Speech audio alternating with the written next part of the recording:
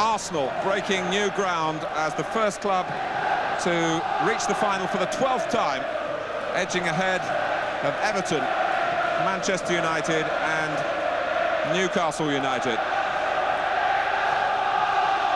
Arsenal out, ready for business. Certainly, Andy, with an edge in confidence after what happened here 4 weeks ago. Certainly you'd feel that Arsenal of the two sides would be more relaxed. They have the victory over Sheffield Wednesday in that League Cup final, but Wednesday's determination to reverse that result may be a little bit higher than Arsenal's. It's going to be a fascinating cup final. I think that's the one thing about this. Unique. Both sets, both teams back again at Wembley in a month after contesting the League Cup final. It's fabulous. Well, certainly the signals regarding selection coming from both camps this week have been designed to confuse the issue and the opposition. But all will have to be shown soon. This on a day when the two managers for the first time will get medals as proper souvenirs of their part in this very special day indeed. But who will be the winner and who will be the loser? Paul Warhurst with that strapping around the left wrist that's broken. David Hurst, who's superstitious and likes to come out last in the line. Only the substitutes behind him. And this is Wembley as envisaged by football lovers all over the world, when all eyes really are turned to this wonderful occasion. And it lacks nothing because of the unique fact that the two teams have been here so recently, because this is the Cup, with all due respect to the League Cup, which is now safely, from Arsenal's point of view, on display at Highbury. And for all the players starting the game, there is a target that they haven't achieved before, getting a winner's medal. I say all those who start because one of the Arsenal substitutes has a winner's medal from way back in 1979, the last time Arsenal won the trophy, and that's the loyal David O'Leary.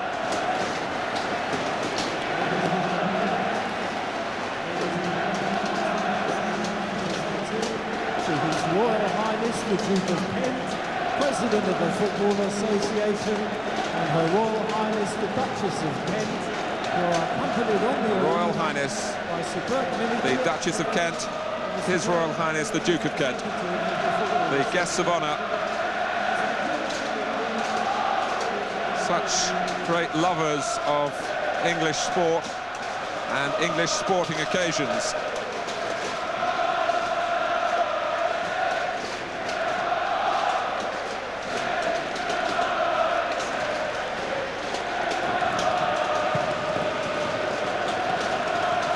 Your Royal Highnesses, ladies and gentlemen, the band, the Royal Marines School of Music,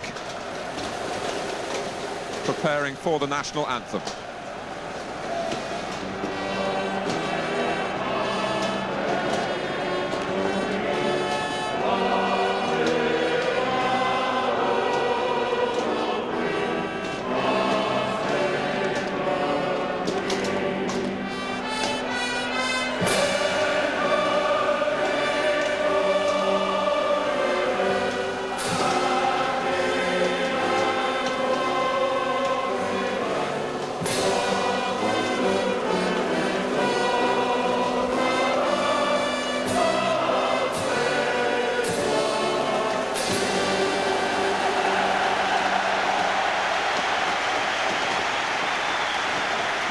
Arsenal first to meet the official party.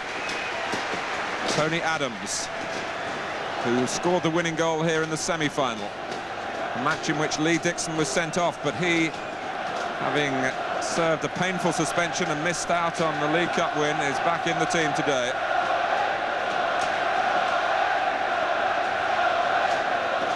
Ian Wright, just on the edge of your picture,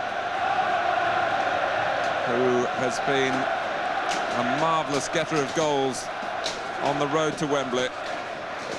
And David O'Leary, who finishes with Arsenal after Monday night when he has a testimonial match against Manchester United at Highbury, which I'm sure will be well attended.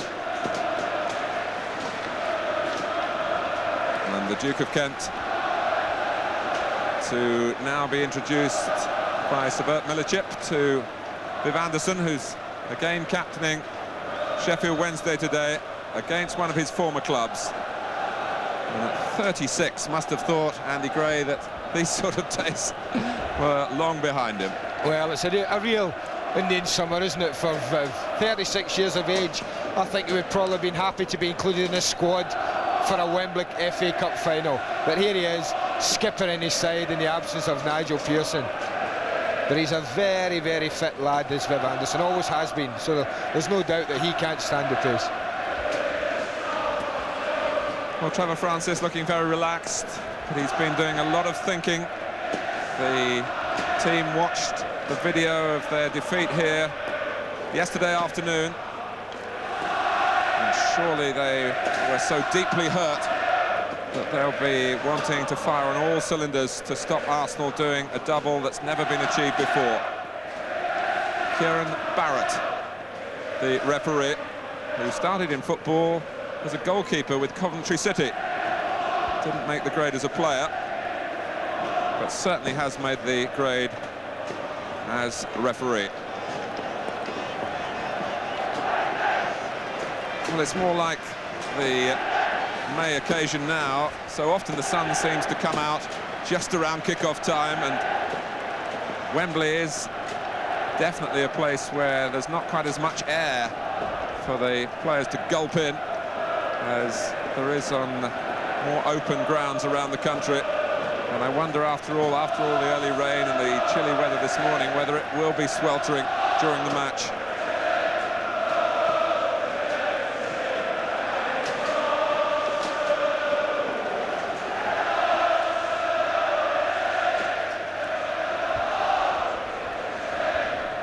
Well, the formalities soon to be completed, and then the players can get rid of some of that pent-up emotion, get the legs stretched and get ready for the start.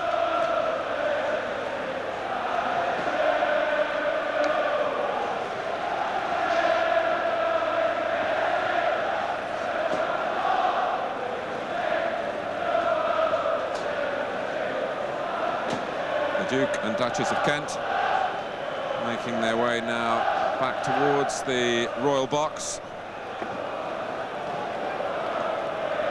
And happily, the rain easing off and certainly drying up totally. Otherwise, it might have been quite an unpleasant presentation to go through. So, we are now down to business.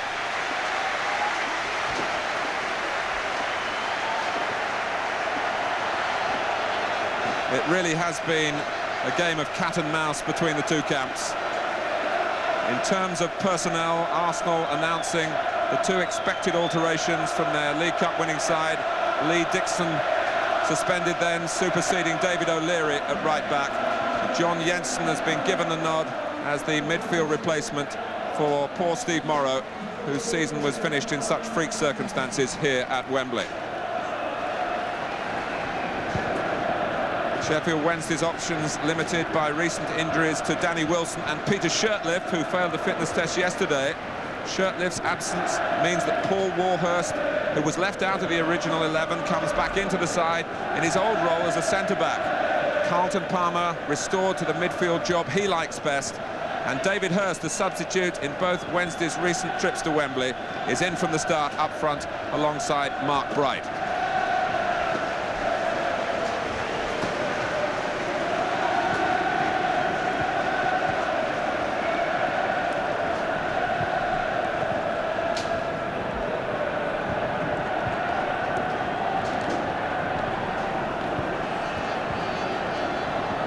The substitutes, incidentally, for Arsenal, Alan Smith and David O'Leary. And for Sheffield Wednesday, two young midfield men, 18-year-old Chris Bart-Williams, who was in the England squad in Australia recently, and Graham Hyde.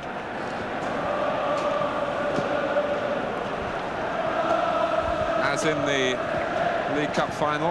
We've got, well, there's a gentleman who has scored a winning goal in a Wembley Cup final, Trevor Brooking. And, of course, another FA Cup final scorer alongside me, Andy Gray. Does it bring the memories back, 1984, and your real moment of triumph? Flooding back, Martin. It's a very, very special day in every footballer's life. And such a privilege to actually be involved in a cup final. To actually find the net in one, well, it's something that will always be one of the most treasured memories of my football career. Not one of the most difficult goals in my life, though, I have to add, but one of the most treasured. One of the more controversial, perhaps. Nonsense, nonsense. Never touched the goalkeeper. Kieran Barrett from Coventry.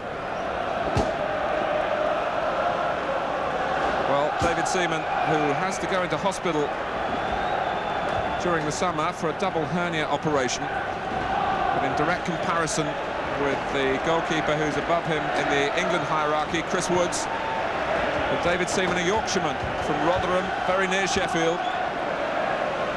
But the goalkeeper for Sheffield Wednesday, with, as you can see, the name now on the back, the new style here, which means that we have squad numbers as well, which you'll pick up, I'm sure, as the game goes along. Well, in 111 previous seasons of FA Cup competition, in the 70 years of the outcome being decided here at Wembley, there's never been an FA Cup final quite like this one. Just 4 weeks after they fought here for the League Cup, Sheffield Wednesday and Arsenal, against all the odds, try to outwit each other again. And you'd really have to be a member of MI5 to crack all the secrets that the two camps have been trying to keep this week. Foul by Linnigan on Bright. And immediately Chris Waddle's gone walkabout, Martin. I noticed that immediately. It's as if they've said to him, yeah, you started on the right, as we thought he would, but he's immediately found himself on the outside left position. That'll be something to look for. I think part of the planning is to get him further forward generally and try and get him into areas where he might be able to hurt Arsenal. Very quiet here 4 weeks ago, having been a real star of the semi-final. And surely there will be fewer Wembley nerves than usual at this stage in the season, because both clubs involved in semi-finals here as well as the League Cup final. Warhurst, who really now wants to be known as a striker, and finding himself having to fill in at the back. He's got an important ingredient in his locker, though, to be playing at the back against Wright and Campbell, and that's his very, very quick legs that he has. He's got tremendous pace, Paul Warhurst, and he's going to need it today. Long throw from Dixon, Linnigan launching himself in there, hooked away by Waddle. This is going to be interesting, Martin, because Chris Waddle looks like he's attached himself to John Jensen. And that means with Paul Merson playing in this near side, if he wants to pull wide, he's either going to draw Carlton Palmer way out the centre of midfield, or else he's going to find himself in acres.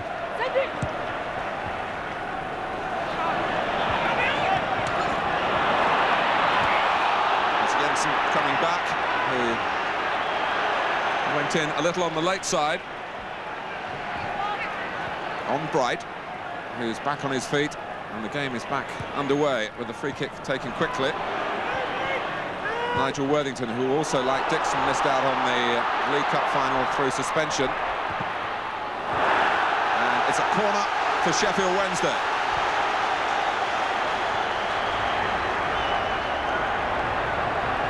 John Hart's who earned it. Viv Anderson coming up. John Sheridan's gone across to take it. Waddle waiting by the near post. Palmer is there as well. Bright right in on the line. Oh, and it was eased on by Carlton Palmer, who applauded the delivery. It's great delivery, and there's nothing you can do to defend it, but what a very important touch from David Seaman. As a goalkeeper, he'll be very happy he's touched that one over this early in the game. Worthington takes it this time. Anderson going in, and Bright as well. Waddle. Nielsen dropping deep. Certainly Merson outshone Waddle in a key area of the match here 4 weeks ago.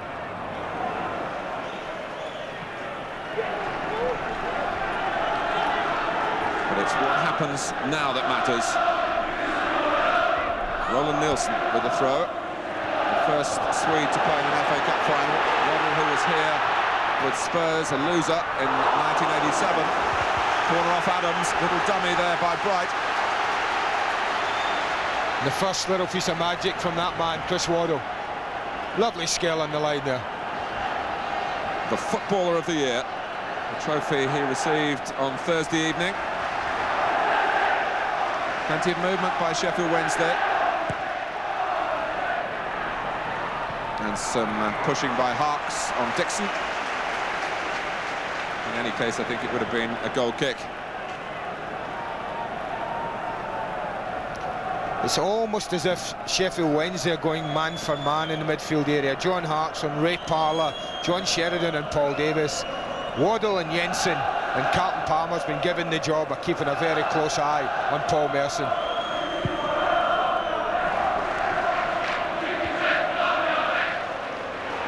Here's Hurst. Really raring to go. He's had a lot of injury problems since the turn of the year.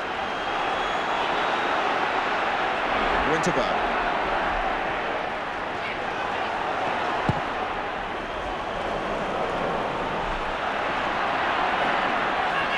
Worthington using Woods, and Arsenal not pressing the Sheffield Wednesday goalkeeper.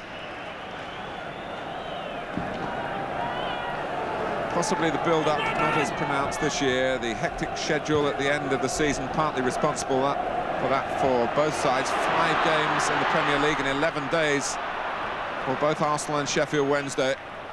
Not ideal preparation for this showpiece.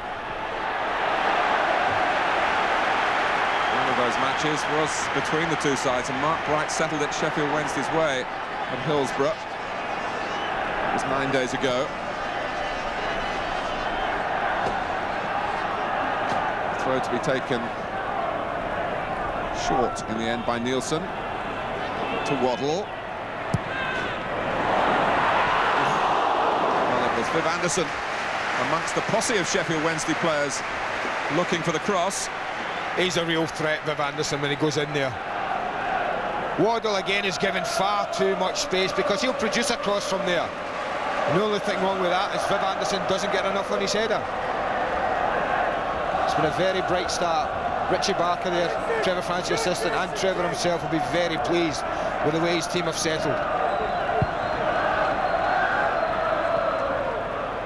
Campbell. Anderson getting the better of Wright with the help of Sheridan. Nielsen will be hoping there's no need for a replay because he's got a World Cup match next Wednesday for Sweden against Austria.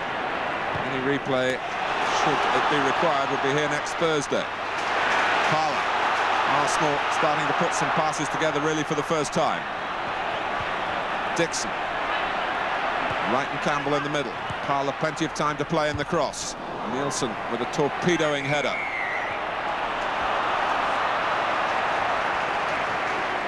Well, I think that's more a case of a dry throat through nerves than working up a thirst on the bench. Oh, you can bet your life. I mean, for the first 10-15 minutes of an FA Cup final, there's nothing in your mouth, especially on the pitch. I mean, the players will be feeling like that as well. But that was a better piece of play from Arsenal.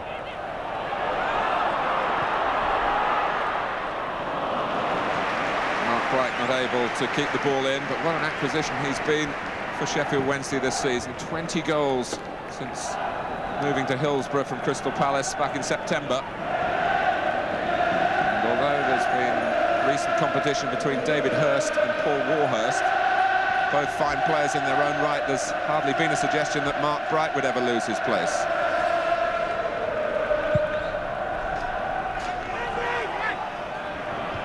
Campbell, Wright, Jensen and Palmer, Winterberg, Merson wanting it. Against Roland Nielsen, and it just spins away behind for Arsenal's corner. That's immediately the signal for Andy Linnigan and Tony Adams. It wouldn't surprise me if the first breakthrough came from a set piece. Both teams are very, very good at them. Linnigan fighting to get in front, and he did just that. And they know that in the end that was a reasonable chance. I tell you what, Martin, you don't get many easier-headed opportunities in an FA Cup final than this. Doesn't have to do anything. He steps in front of Mark Bright. He's a clear sight of the ball. Nobody impeding him at all. And that has to be said was a very, very poor header. It's a mixed afternoon for the Linnigan family, of course, because Andy has twin brothers who are young professionals with Sheffield Wednesday. Waddle, is he in here? For Bright, it's just too far ahead of Mark Bright. Well, you could see what Chris Waddle tried to do. He saw the little gap there. There wasn't much, and opted for the pass. For just a second, I thought, go on, pull the trigger and have a shot yourself, because that option was certainly open to him. Winterberg.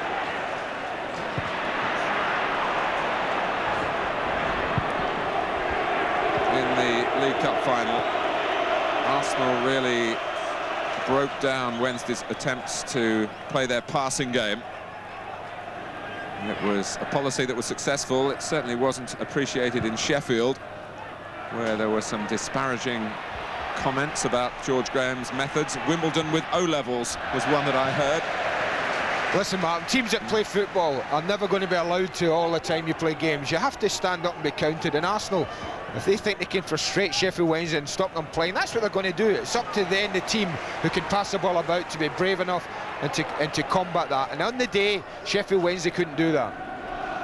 There have been suggestions this week that Sheffield Wednesday might adopt a more hustling, bustling approach themselves. Well, you have to match that. In a game like this, you get given nothing cheaply. You have to earn every little thing.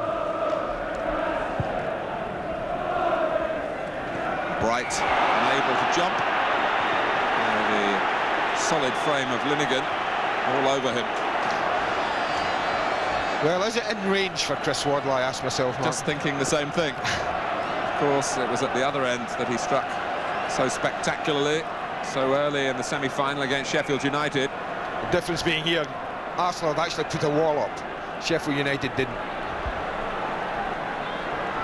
David Seaman's only asked for 3 in the wall. Ian Wright wanted to join it and his teammates sent him away. Here's Waddle, tries it!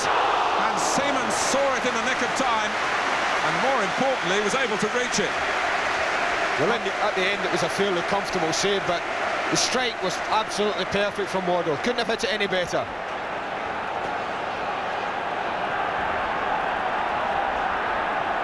Worthington with a corner. Leap by Linnigan. Brought out by Merson. With Sheffield Wednesday hustling and bustling here. And down goes Harks. It was Wright's tackle. On goes the game, but only for a moment, because Wright then went down himself. Sheffield Wednesday are angry. And Kieran Barrett has his first awkward moment of the biggest refereeing afternoon in his life. And a couple of signs there that Sheffield Wednesday are fired up for this, and physically they're not going to be intimidated today. They felt there was a free kick, and this is the free kick that Waddle hits now. Another couple of feet towards that top corner, and David Seaman may have been struggling, but the goalkeeper did everything right there. 2 years ago, of course, David Seaman was beaten here by Paul Gascoigne in a very prominent affair that Seaman gets reminded about more often than he would like. John Jensen, we understand, is getting messages from the bench to get tighter on Waddle. Jensen wearing number 17, and the squad numbers today, which are forced upon the clubs by the policy of shirt names. No one wanted to actually give out the numbers 1 to 11 before about 2:15 here, 45 minutes before the kickoff. So that's the system I think that we're going to have now, maybe for a long time. Right, clearance by Warhurst for David Hurst. One number 5 against the other. That's the type of unusual shirt numbering that we're going to have here.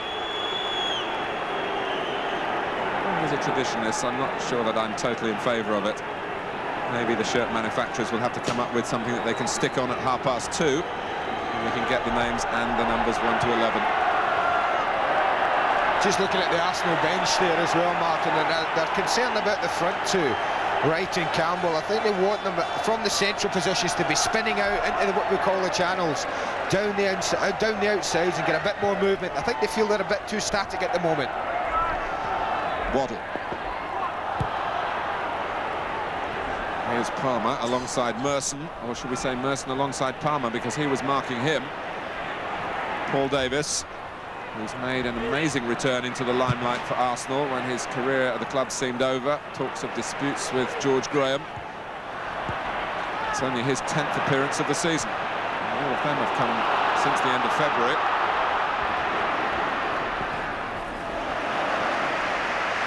Wright not settling for Arsenal, having a goal kick then. So maybe a little bit of squeezing here by Sheffield Wednesday to stop Arsenal getting out of this corner. We're in the 15th minute of the 1993 FA Cup final. And it's Arsenal 0, Sheffield Wednesday 0. Possible use of the elbow there by Wright. And Palmer trying to make a point to his England colleague. Anderson actually wasn't complaining quite so much. He was the defender on the receiving end. But Ian Wright, as we know, can be reckless. He can also be a match winner. A header by Tony Adams. Nielsen, good movement here by Sheridan. Palmer ahead of him. Sheridan took his eye off the ball, perhaps looking at Palmer. Nielsen pressing Merson into a mistake. Harks, Waddle, wrong-footed.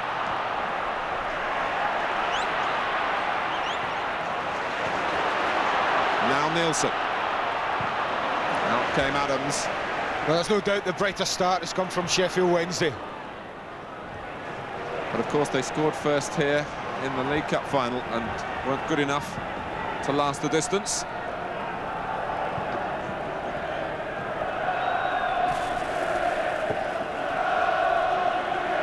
It's their 20th cup tie this season, Sheffield Wednesday.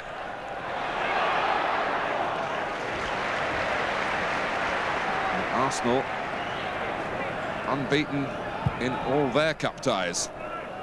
This is the 16th. That's not a bad record, is it?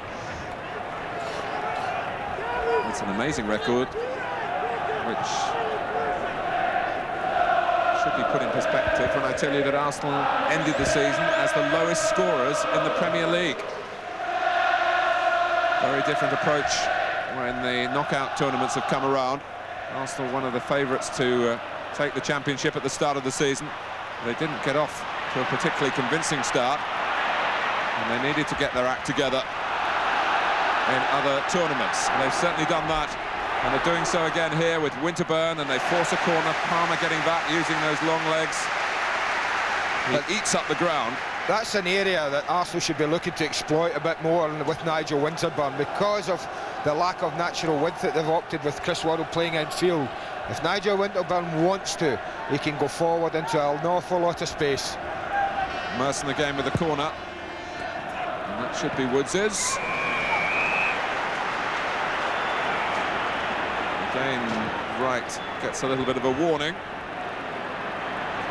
for catching the goalkeeper. He gets a warning, but I do think there was a bit of overreaction from the Sheffield Wednesday players. I mean, Chris Woods takes it, we'll see, very comfortably, and you see Ian Wright's behind him, and I mean, it's nothing. It's a token challenge from Ian Wright, and I think the reaction was a little bit over the top. Well, over the top of Bright, fairly enough, was Linegan. Good interception by Jensen. Here's Dixon.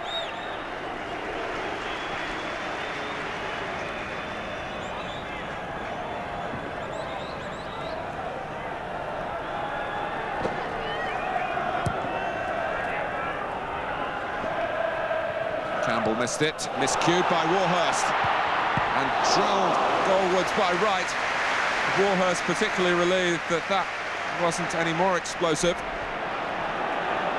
But Paul Warhurst will possibly take a little bit of time to settle in.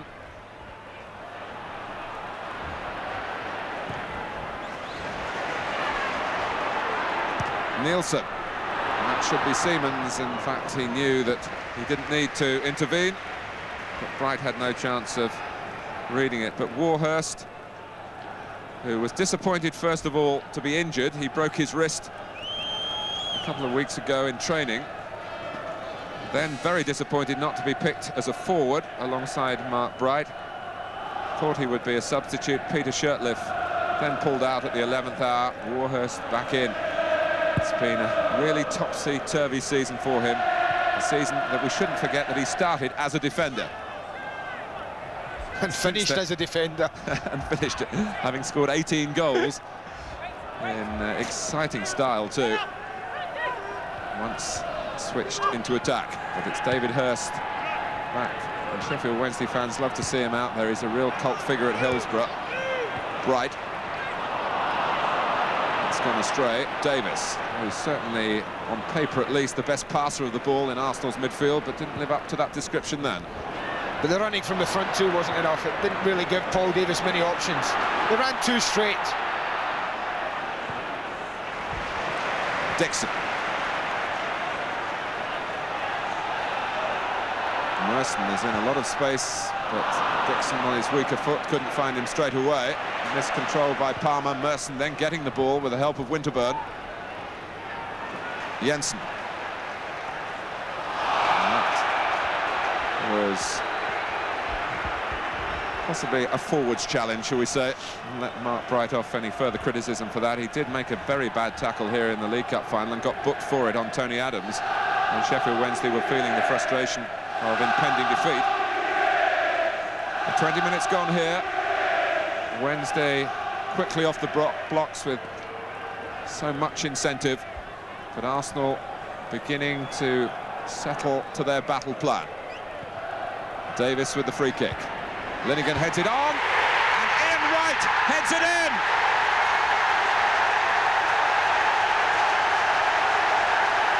Well, I said the first breakthrough may come from a set piece, and it did.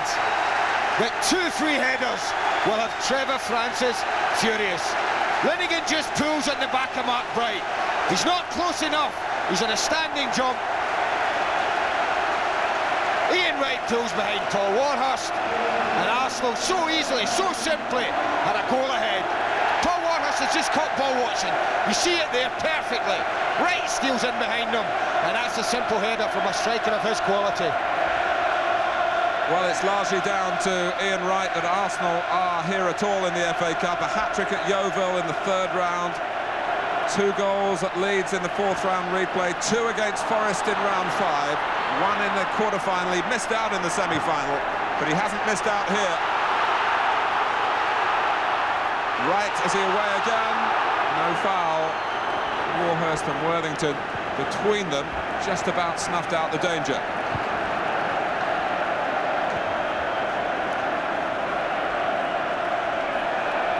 It's amazing, isn't it? We're talking about how well Sheffield Wednesday have started. And Arsenal's first real opportunity of the match, they make them pay. You see again, Mark Bright's too far away from Linnigan. And Paul Warhurst has caught out what he's done to so many defenders so far this season. He has done to himself. And Ian Wright finishes clinically. But Ian Wright won't be taking anything for granted. He scored twice for Crystal Palace here in the 1990 final and ended up with a loser's medal. Ooh, Woods didn't see Wright coming back.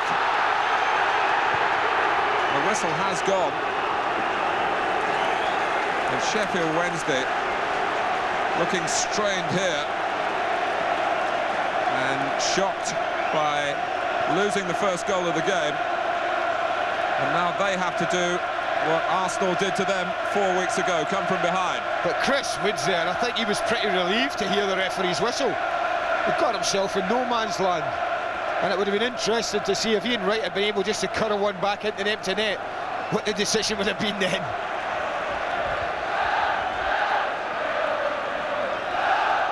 George Graham, Arsenal through and through. A player in 1971, a double then, the League and the FA Cup. Will it be a double here as a manager? That's never been done before. I know you're always in the inside of things, Martin, but why would Arsenal be leaving Tony Adams so good in the air, half on the centre circle all on his own, when he's a real threat in attacking situations like this? Well, you can only... He has got an injury, more on that in a moment. He faces possibly an operation during the summer months. But of course, what they could say is that Linighan twice, once when he missed the header from the corner early in the game, when he had a good chance to score, and then setting up the goal, has done enough. But possibly it's the need to recover for Adams, and they're maybe not going to get him to run about as much as he would do normally. I knew you'd have the answer. Well, it's a theory. Well, it's a good one. He's certainly going to go for the headers like that one.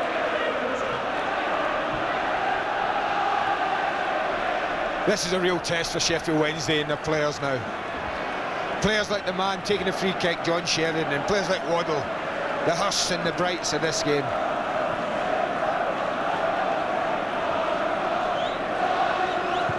Well, can Sheffield Wednesday reply in kind? No, because Anderson couldn't do at that end what Linighan did in the other penalty area. Back from Warhurst, not easy for Woods. And he kept his eye on the ball as Campbell came careering towards him.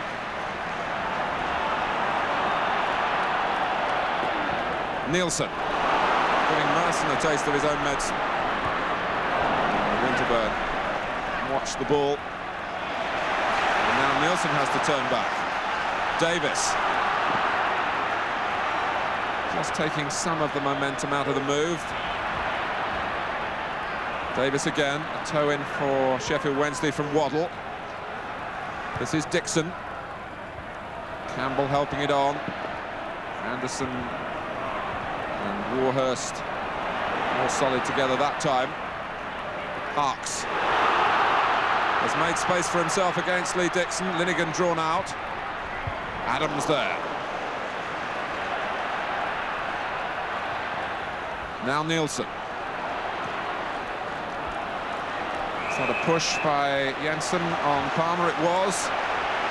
Sheridan, like the thoughtful player that he is, looked up straight away. The ball was still, he could have clipped it in, but his teammates weren't quite as sharp thinking as John Sheridan. They're ready now, but Arsenal may be perfectly placed to defend. We'll see. Bright doing enough to earn a corner off Linighan. Well, it was awkward. The moment it was going to bounce made it awkward for Andy Linighan. Did the only thing possible, just shepherded it out.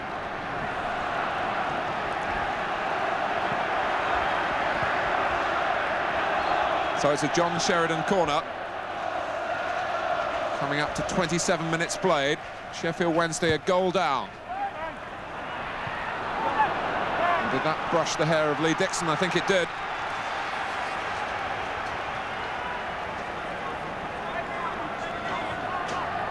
So again, Sheffield Wednesday look to the left foot of Nigel Worthington. Very congested in the goal area. Good leap by Linighan again. Palmer. Cleared though by Campbell, only right forward for Arsenal, but maybe they can build from him. They might have done. Suddenly it's Sheridan. And here's Hurst. Good tackle by Dixon,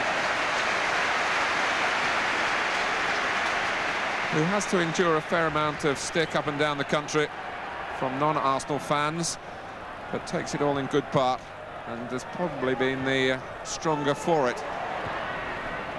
Gives him even greater determination. Just tried to be a little too cute there, David Hurst.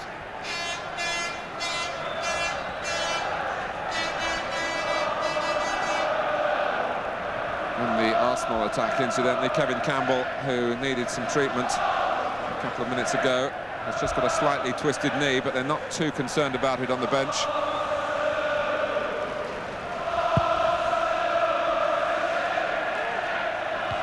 On from Campbell. Parler.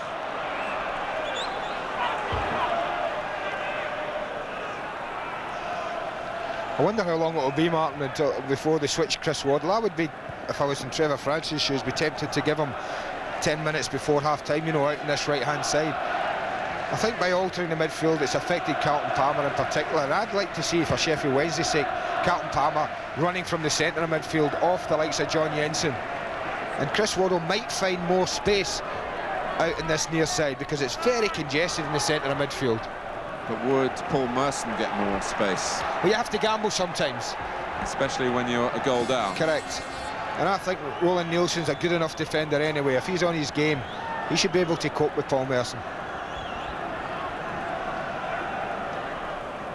It's Bright backpedaling. Birmingham hasn't missed too much in the air so far. He's having the best time since he joined Arsenal from Norwich City. Suddenly looked the player he was when Arsenal went in for him. But he's got to maintain his vigilance here at another Sheffield Wednesday corner. It was Merson who met it. Worthington had a look round to see what was on. Spotted Harks. Anderson. And the volley came from Hurst. Well, I saw him score one like that against Arsenal at Highbury earlier in the season before he was carried off. Ball dropping at the edge of the box, and about chest high up he went and volleyed it in past David Seaman. Yes, you mentioned that he was carried off. He was out for quite a long time because of that injury, so for that reason alone, apart from the more obvious ones, David Hurst might feel he owes Arsenal something here.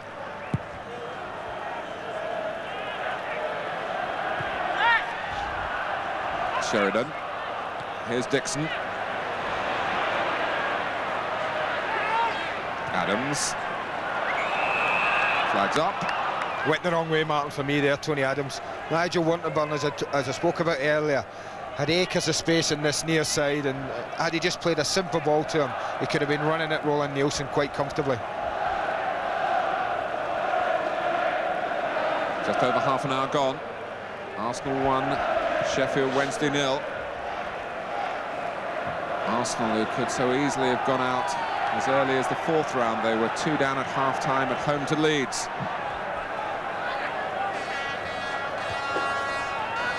He's just struggled through to a replay then, and we're behind in the replay. But still, and then they had Ian Wright to thank that evening. Came out on top. They conceded the first goal in the quarter-final against Ipswich at Portman Road, but were together enough to vault that hurdle.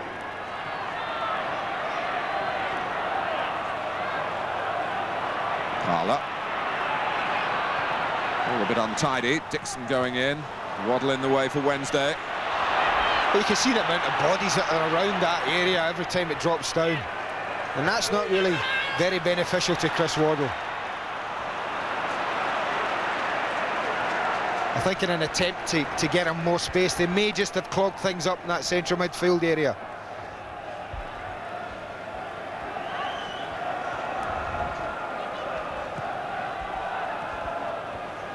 Anderson. And of course, with Waddle infield, there isn't an obvious way out on the right-hand side. Nielsen trying to provide some width, and Palmer likewise.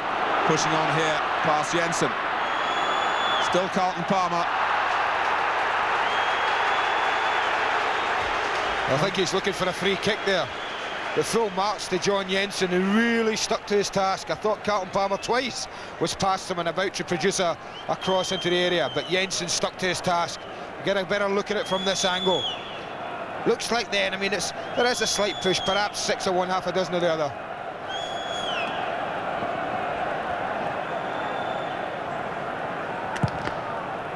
Jensen trying to reproduce here the form that he showed in another major final, of course, for Denmark less than a year ago in Sweden. He scored a goal, the last goal he scored.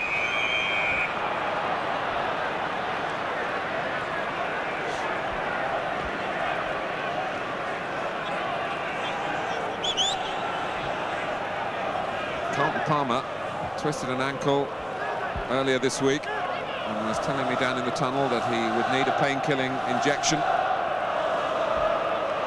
But he certainly fancied himself there against John Jensen, who's not renowned for being particularly fleet of foot. Jensen, as Andy was saying, cleverly did enough in the danger pass for Arsenal. The lead still intact. Ray Parlour on the ball.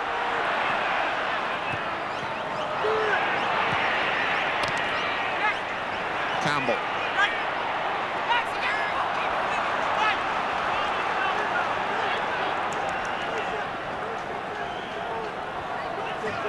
Palmer has made a run up alongside the front men here, and Warhurst trying to change the shape of things for Sheffield Wednesday in more ways than one.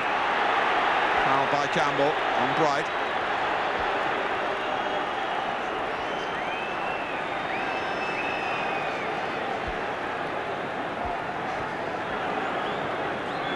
Sheffield Wednesday trying to show here they've taken the blow struck by Ian Wright on the chin, but they're still standing. Well, that's food and drink to a goalkeeper of David Seaman's class and ability. John Sheridan's got better quality than he showed us there.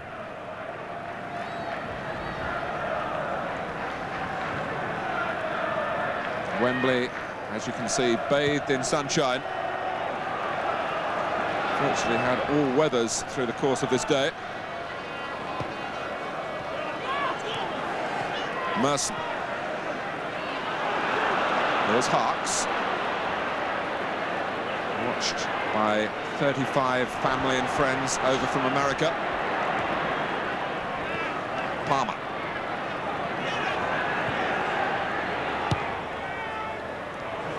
So that's a waste to me. This is what I mean about Carlton Palmer. Because of the way they're playing, has been asked from the majority to fill in the right side and get himself wide, and that's not his game. His game is competing in the midfield area and then making those long surging runs forward, and he hasn't been able to do that because of the restriction on him.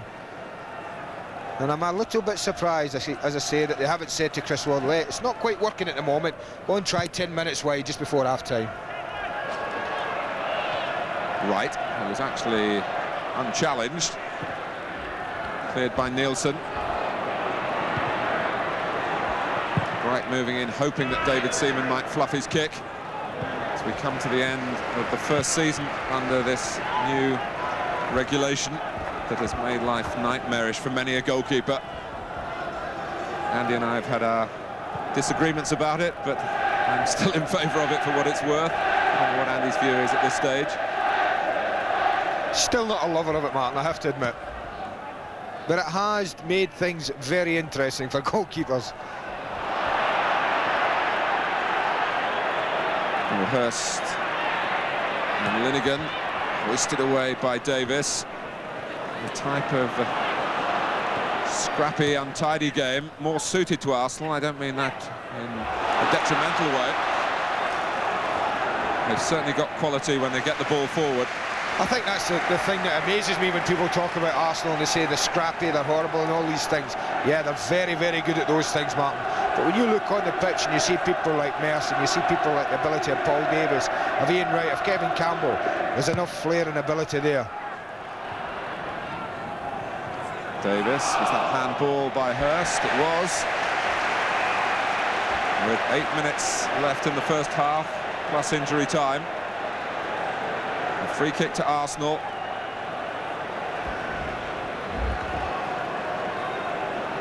Well, that's obviously for something that John Sheridan said. The first yellow card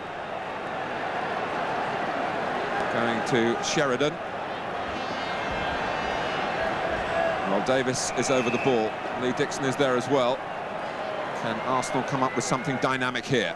Paul Davis. There was certainly spin on the shot. Little fumble momentarily by England's goalkeeper.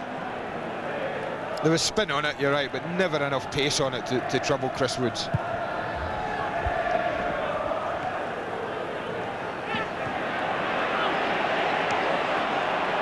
Winterburn powering through past Palmer, right to the left.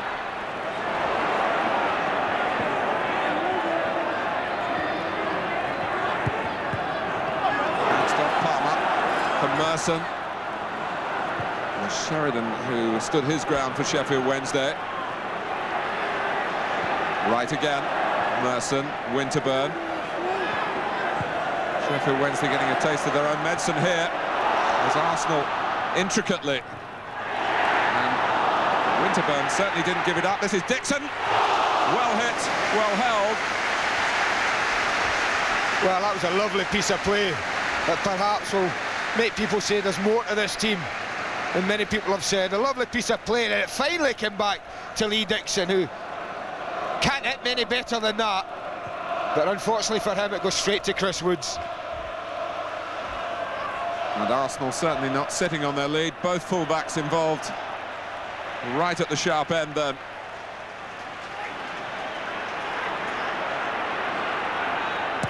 Nielsen. Bright coming across. Hurst was back on his heels, rather.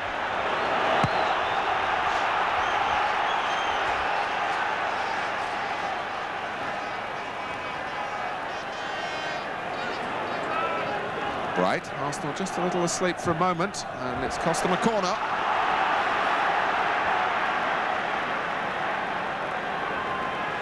It would stir up Sheffield Wednesday so much if they could find an equaliser from a corner that was shaping to be a short one,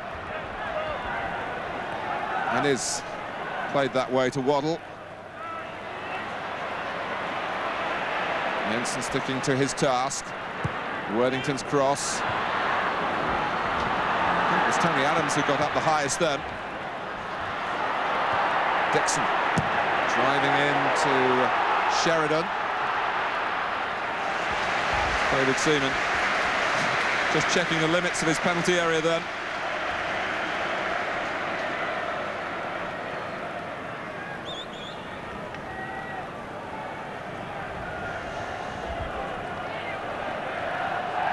Arsenal's 12th final. Are they on course for what would be their 6th success?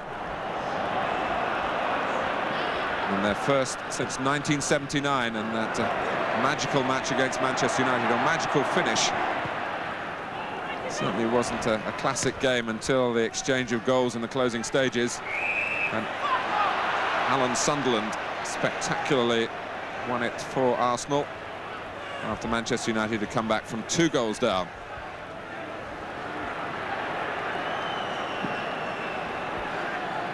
Alan Sunderland, who's here today.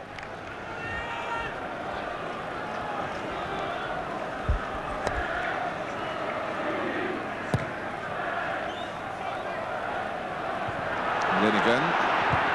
This Parks flying in. It's a goal kick. But you think if that's going to be the delivery, that Andy Linnigan and Tony Adams would be quite happy to take balls like that all day.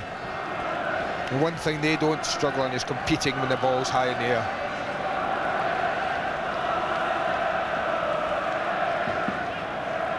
Arsenal, just a couple of changes in personnel, but certainly not too different tactically from their winning method here 4 weeks ago. Trevor Francis has revealed his hand, and so far it's not been a winning hand for Sheffield Wednesday.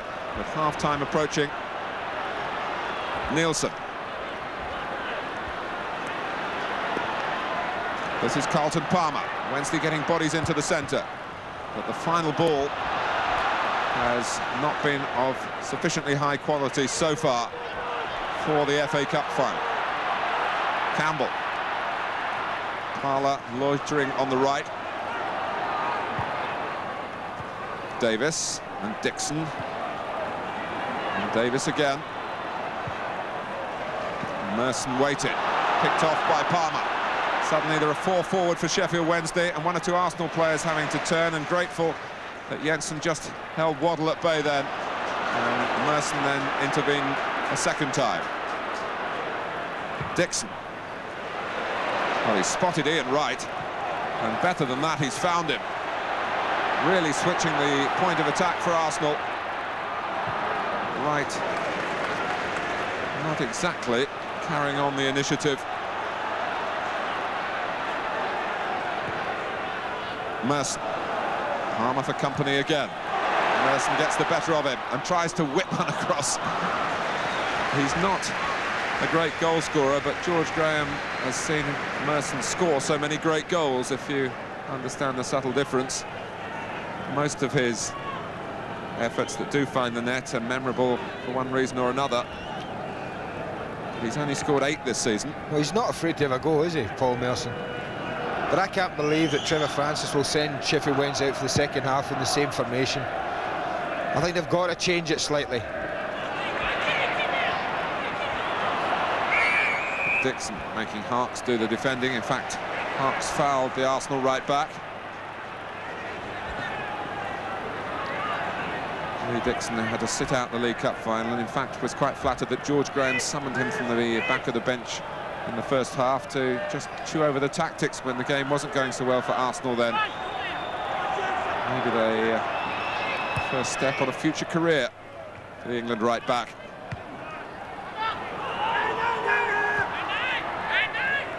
Worthington, only Hurst forward for Sheffield Wednesday, and it's been difficult for him to get into the game. And this is what I mean about the space that Nigel Winterburn has if he wants it. Corner, simply earned by the pressure applied by Wright, making an attempted clearance that much more difficult for Paul Warhurst.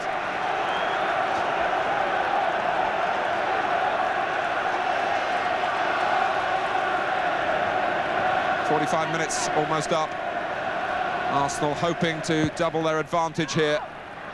Linnigan again. Campbell is there, but there was some pushing and it wouldn't have counted.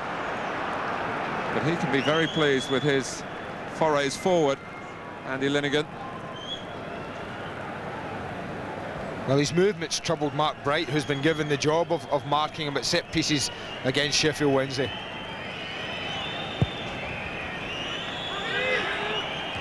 Parlour, who certainly part of Arsenal's future. They've got young Ian Selly, who didn't get in the squad today to his disappointment. He's still only 18. And Arsenal very proud of their record of producing from within the club's senior players. Mike Davis, of course, Kevin Campbell, Tony Adams. And Arsenal pleased all round here. They go in leading by a goal to nil. Ian Wright, who's been off-key in his 2 recent Wembley performances, he's hit a high and harmonious note for Arsenal after 21 minutes, heading past Chris Woods after Andy Linnigan had nodded the ball across goal. Sheffield Wednesday started very brightly indeed. They certainly changed their approach from 4 weeks ago, but so far they haven't done enough to suggest that they're going to change the final outcome. At half-time here at Wembley in the 1993 FA Cup final, it's Arsenal 1, Sheffield Wednesday 0. Well, they've just kicked off at Wembley, so let's go back now for the second half and Martin Tyler.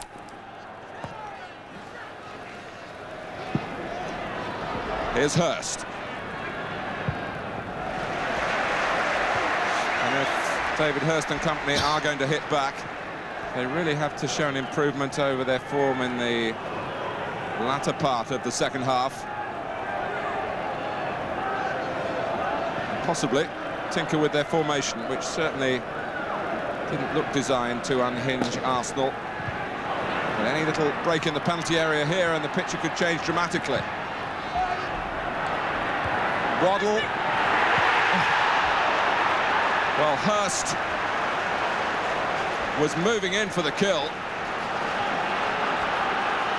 And well, I can't believe, sorry Matt, I can't believe Nigel Winterburn, look, he backs off the ball there and allow a free header. And Andy Linnigan manages to get his body in, Hurst just to divert it. Sheridan's corner, Seaman backpedaling and holding on very well indeed.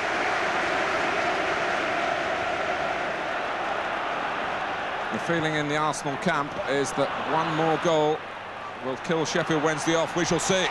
It's Hurst. And the goal very nearly came at the other end. Well, it's exactly the response that Trevor Francis would have been demanding in the dressing room. The angle's very tight from David Hurst. I'd just like to have seen him go across the goalkeeper in that situation. Worthington's corner. Merson covering the near post area. Sheridan Waddle in an area where he can be so dangerous. Offside.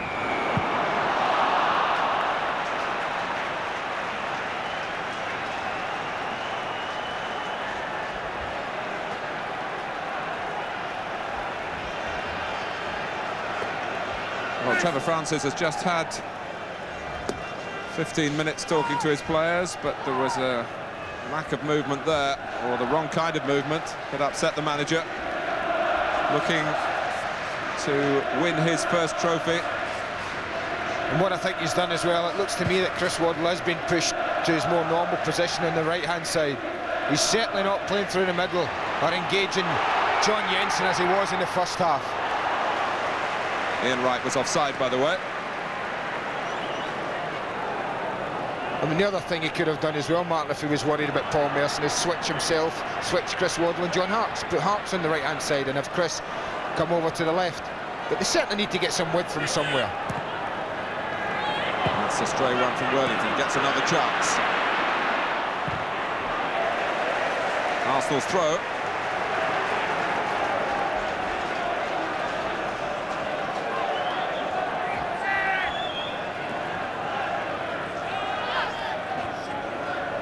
Here's Warhurst. Waddle's in the centre circle, although the early signs in the second half are that Wednesday want him in a wider position. He's jogging out to the right now. Anderson looks through the centre, and it's easy, very easy for Andy Linnigan. Parlour.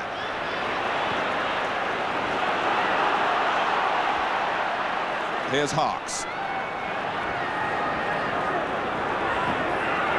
To take on Dixon. Not to beat him.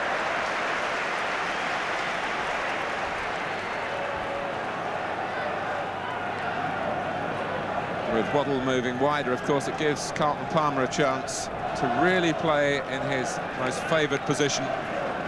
Happy to be back in midfield in the first half, I'm sure, but contained by his responsibilities.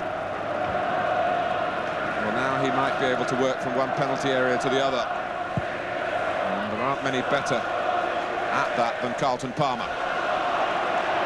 Parlour. Wright looking to do what he's best at, and Anderson took him out on the edge. Wright stays down. His first touch was good, Ian Wright's. That was a key to it. Well, Arsenal fans idolise Ian Wright. His goal today, his 55th for the club. This is his 78th game. That is a ratio to be proud of, and he was looking for another here. You see there again, that's the touch. The first touch is just dropped into the area he wants to get into. And Viv Anderson forced into the free kick.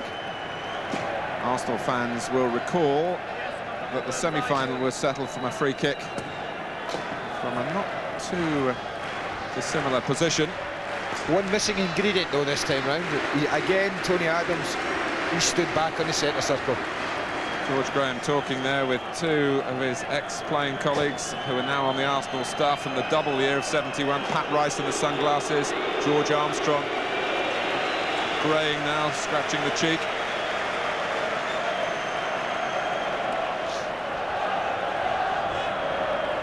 Just over 5 minutes gone in the second half. Critical for Sheffield Wednesday that they survived this free kick. I tell you what, Nigel Winterburn sort of loitering about 35 yards from goal. No one near him at the moment. I tell you, it really is on just for a little roll across the side.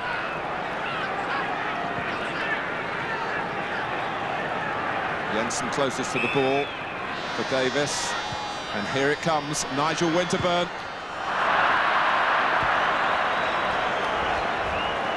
Well, I won't be happy with the finish, but I just looked down, he was loitering there, trying not to show an interest in the free kick.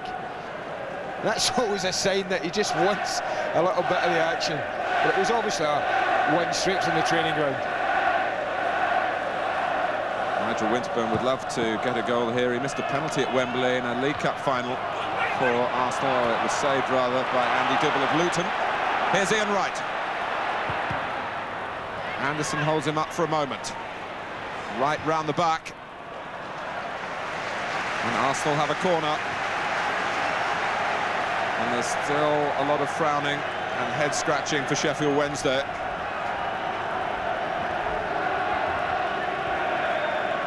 Adams has come up this time, scored in the quarter-final, won the semi-final with a goal at this end of the ground. Whistle's gone.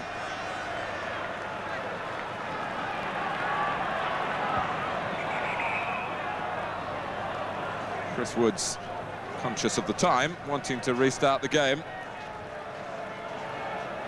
but not conscious of the problem for Viv Anderson. Stephen Morrow in the middle of your picture, having to sit it out today, but he's in the record books as the scorer of the winning goal in the Coca-Cola Cup final, as it's now known, the League Cup final here. A triumph that turned to personal tragedy in the after-match celebrations, and if Arsenal do win here, maybe the players might avoid Tony Adams on the final whistle, who hoisted Morrow high 4 weeks ago, and he fell over Adams and really made a terrible mess of an arm as he fell, and it took the gloss off Arsenal's day. Waddle.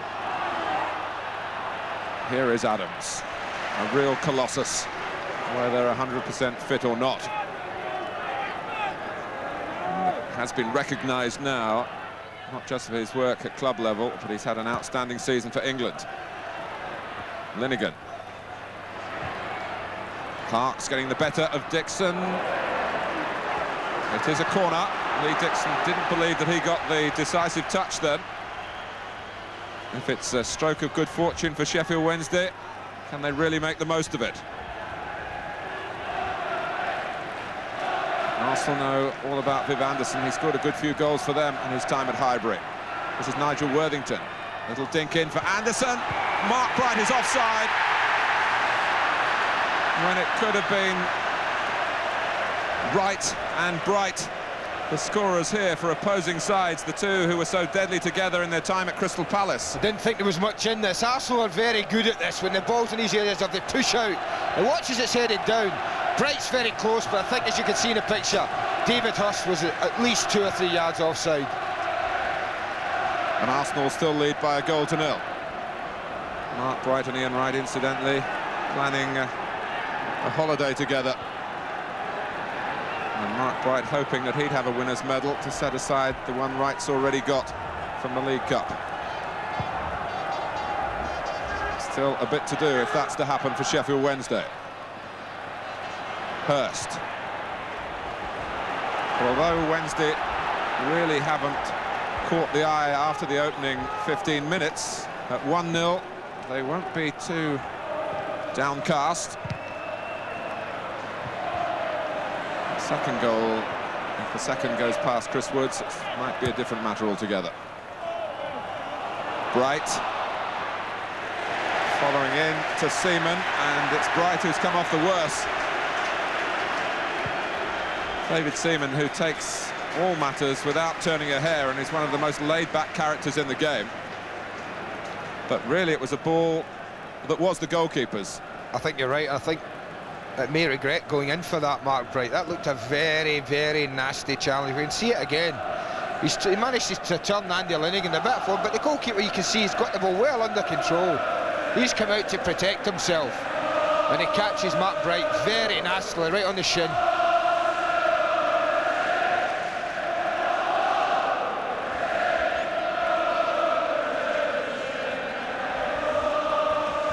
Mark Bright in obvious distress. It's the type of ball you just go for and hope, even though it was always going to be Seaman's, that there might be a fumble and suddenly the chase might turn into celebration. What it has turned into is a lot of work for the Sheffield Wednesday physiotherapist, and an expert in his field he certainly is, Alan Smith.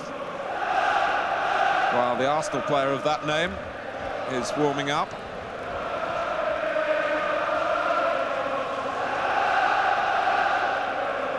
It's as though it might have been an impact just above the shin pad there. Well, Not too much for Sheffield Wednesday supporters to shout about, but they're doing their best. But the greater noise coming from the other end of the ground. Red and white, the predominant colour.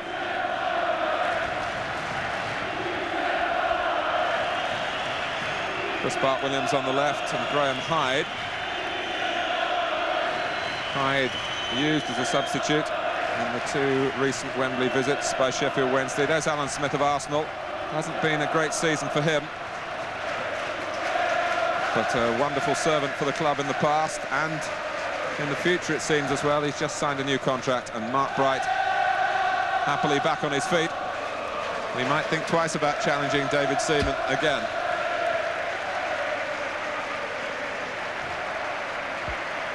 It was a Wednesday throw as Seaman kicked the ball out sportingly, and Wednesday, for their part, have just thrown the ball back for a goal kick. Game on.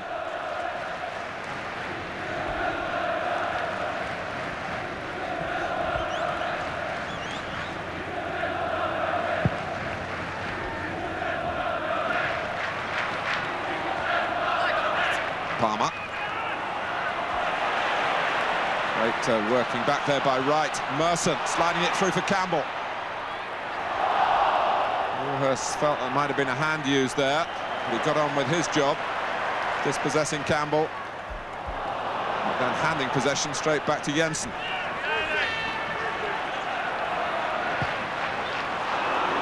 Oh, Adams took a risk then, got away with it. Dixon into the channel for Wright, support from Parler. Merson joining Campbell in the centre. It breaks here for Wright. And Warhurst is having a good little spell defensively for Sheffield Wednesday. Waddle, how they need him to have a magical spell. This is Bright. Nielsen jogging forward. Hurst is in there. Here he is, and so too is Andy Linnigan. Pat on the back from Merson for another sound piece of defensive play.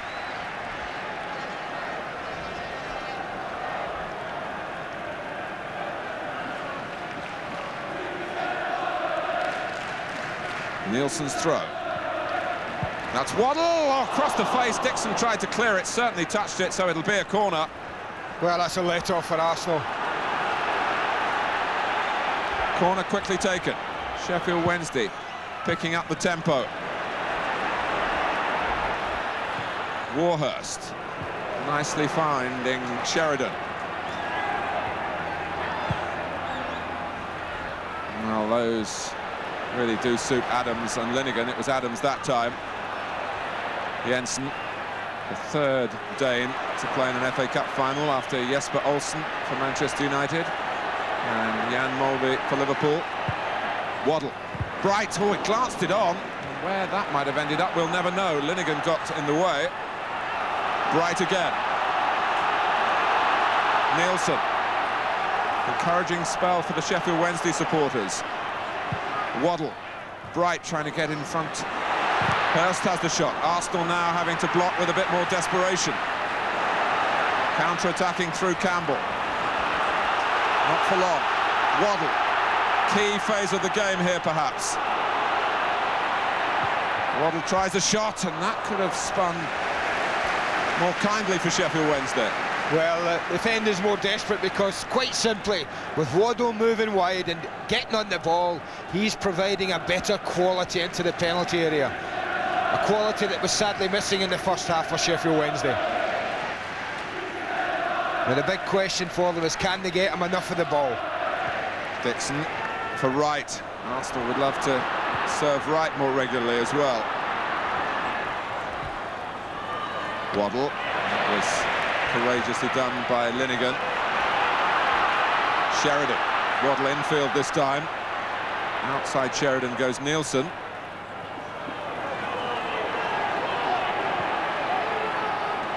Sheridan. Pressed by Jensen, but Sheffield Wednesday, when they're playing well, have a very sure touch to their passing. One or two signs that there are better things to come for Trevor Francis and his team. Bright. And it might come here for Harks and for Hurst. Sheffield Wednesday have equalised in the 17th minute of the second half, and they didn't have to wait long for the better things to come. That was a lovely piece of football from Sheffield Wednesday. It really was. A very patient build-up this time. And Sheridan picks out Bright. The little glance on. John Harkes is so aware. That's where the goal comes from. Harkes' awareness of his positioning. And David Hurst doesn't usually miss these. Hits it quite beautifully.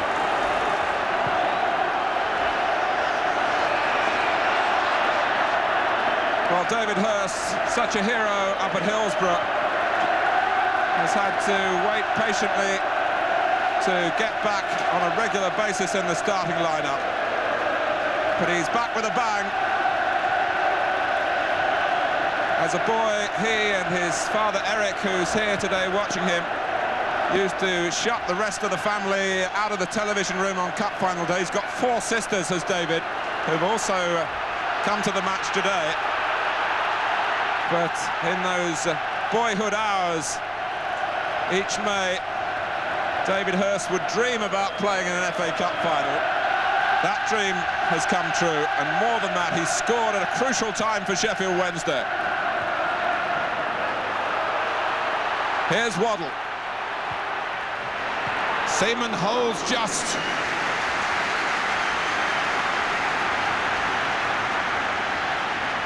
Well, there again, another example of what was missing in the first half. The option to go wide and the equality of Chris Waddle coming into the box. Action on the Arsenal bench.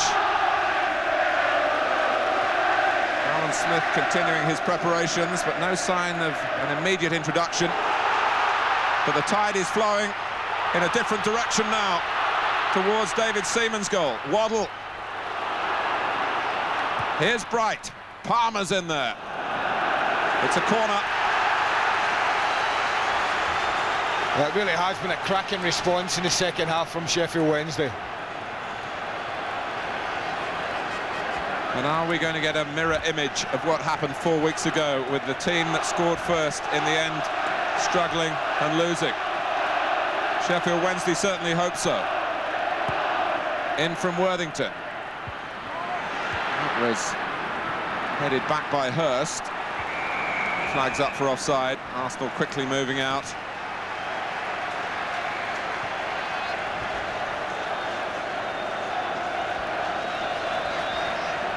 The first substitution of this cup final, and it's Ray Parlour going off to accommodate the arrival of Alan Smith. So a striker for a midfield player. They push Campbell wide.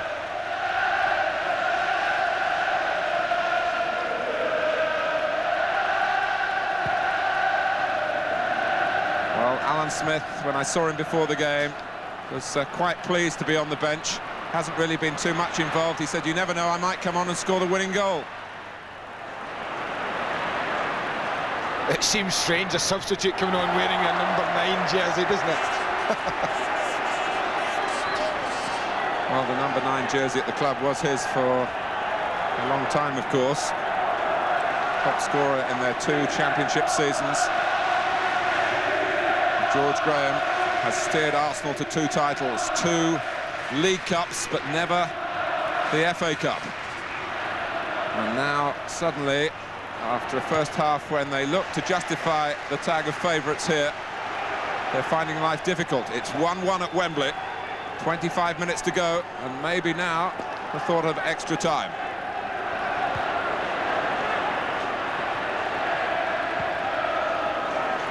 Dixon.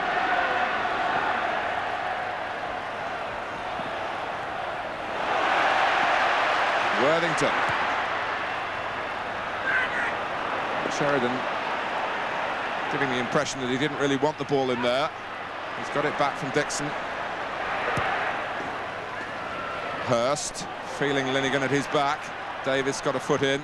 Linnigan, first to it is Harkes, who created the equaliser. Waddle. Off goes Palmer. He's hard to catch. Oh, and had that gone beyond Tony Adams, Mark Bright would have faced a pretty open goal. But what a difference, you see it there. That was a perfect example. Waddle one wide, Palmer doing what he wants to do, playing it wide and surging forward. And you're right, had he looked up and spotted Mark Bright, then he would surely have picked him out. Waddle to take the corner.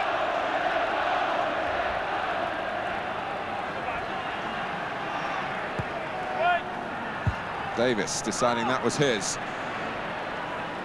All back where it came from. Not exactly one-way traffic, but a switch in the balance of power. A change on the scoreline.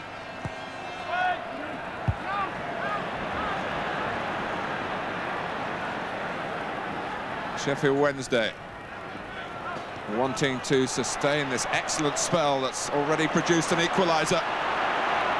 Worthington.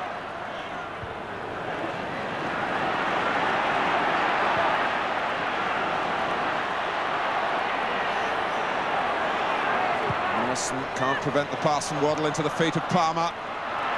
Winterburn just able to deal with the danger. Davis, good play. Saw Sheridan coming and skipped past him. Here's Lee Dixon for Arsenal.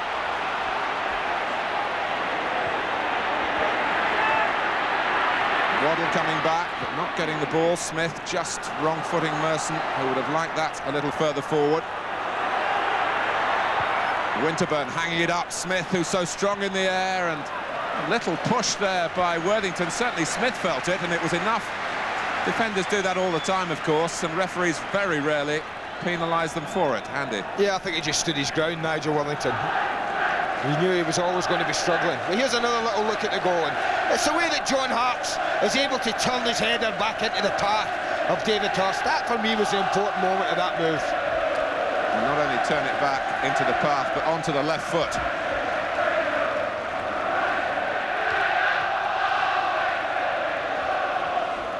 Arsenal with Davis, and then Smith. Wright's offside. Sheffield Wednesday have some scores to settle with Arsenal, not just because of the League Cup. Last season, Wednesday went to Highbury and were beaten 7-1. 7 goals put past Chris Woods.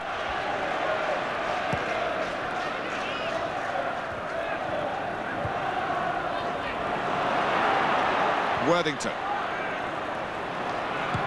Booted away by Jensen. Arsenal struggling really to build their way out, whether it's the long ball or through midfield. There's a much more terrier-like quality about Sheffield Wednesday in the second half. But what it halted is the simple plan of moving Chris Waddle has opened up the midfield such that now the other playmaker in there for Sheffield Wednesday, John Sheridan, is getting far more time, and what's more important for them, far more space to pick out a pass or two.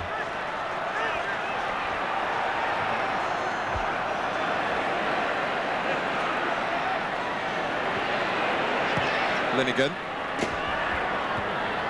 Picked on by Campbell. But Sheffield Wednesday, who have played to this shape virtually the entire season, looking much more at home now they've reverted to it in this particular match. Paid Arsenal the compliment of changing it tactically. Trevor Francis realising in time, perhaps.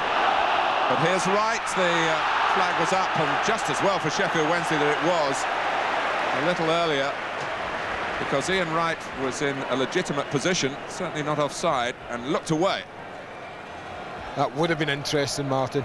I think it's just there that the handball took place, but from this moment on, that would have been a very interesting decision for Kieran Barrett to have had to make.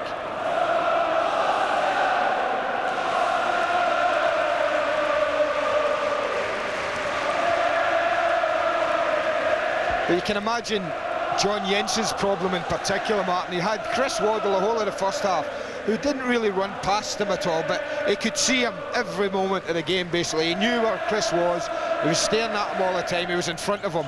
Now he's got a lad like Carlton Palmer, who, if he takes his eyes off him for a second, is 20 yards behind him, running at his back four. So he's really got to keep his concentration from Arsenal's point of view.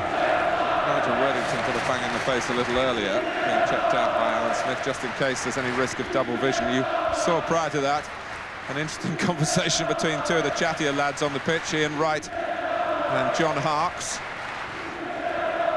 They didn't seem to be quite agreeing on a point or two.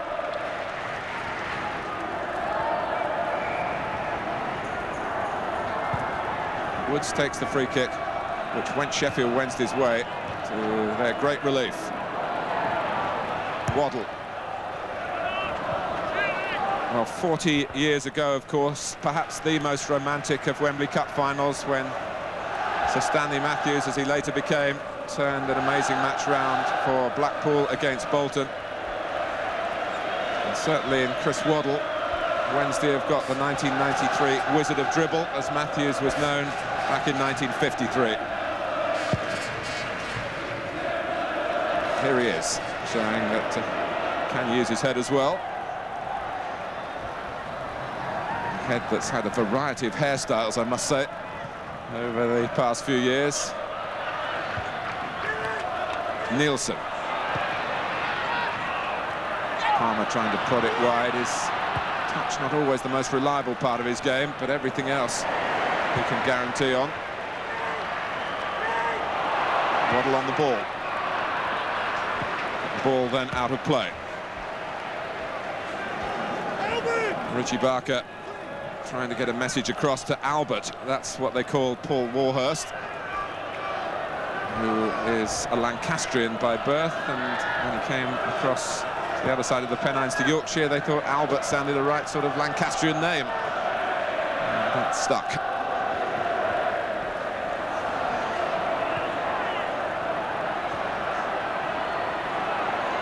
Oof, Palmer won't be too proud of that tackle, and Kieran Barrett finding an offender full of apology, and he's not going to get the card as he did here in the League Cup final.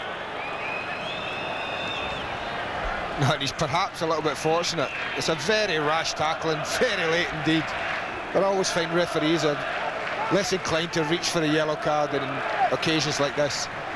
Not so sure that's an injury, or whether they've just... I noticed they were trying to get a message, you said, to Paul Warhurst and Viv Anderson, and whether that Viv's just using his experience and going down and actually taking the message from the physio, via the physio.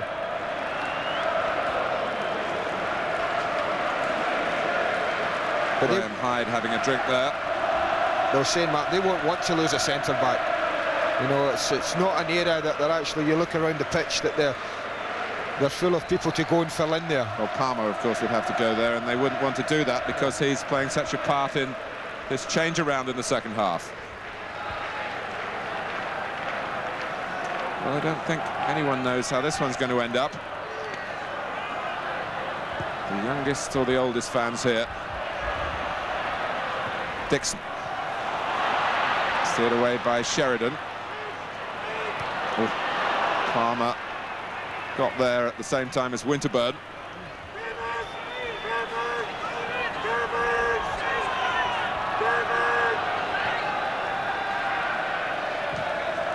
"15 minutes to go, or else it's extra time. Neither side can score. Alan Smith bringing his know-how to Arsenal's attacking play. Harkes. John Harkes really first came to England and got into the team at right back. We've seen a lot of him this season on the left of midfield. He would tell you he'd like to play in the middle of midfield, which is where he made his name with the United States national team.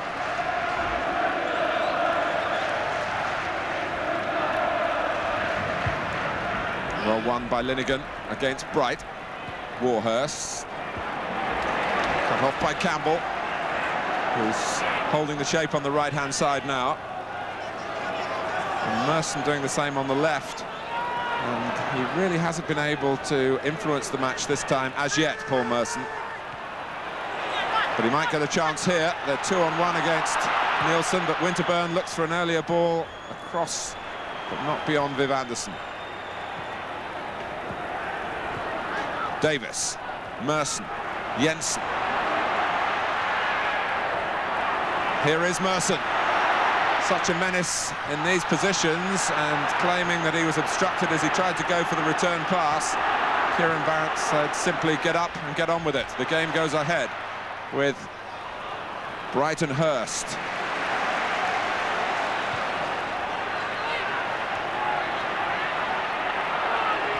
Right. Nearly got away. Good recovery by Nielsen.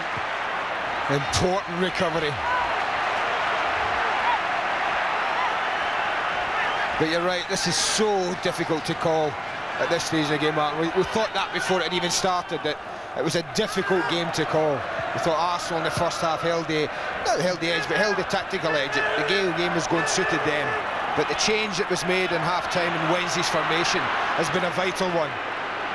And now it really is impossible to know which way this game's going to fall. Harks.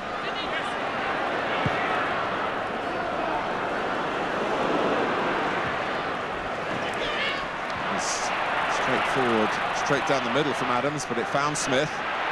Davis involved now. Now Sheffield Wednesday with 5 players forward.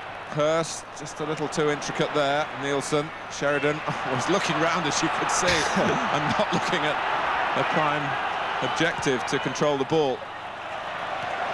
Flags up for offside.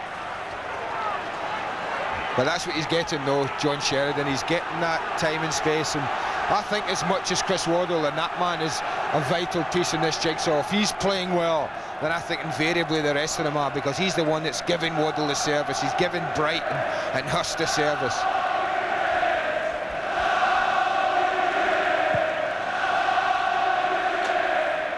Smith, no, not quite. Sheridan is there. Hurst has got plenty of bulk against the big man Linnigan.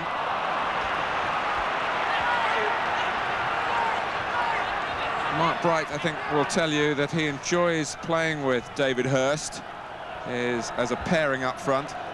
Maybe a little more than with Paul Warhurst, who's very much an individual, but what an exciting individual forward he has been this season. Good enough to get into the England squad. Although recently he, as the strapping around that left wrist shows, has had no luck with injury at all.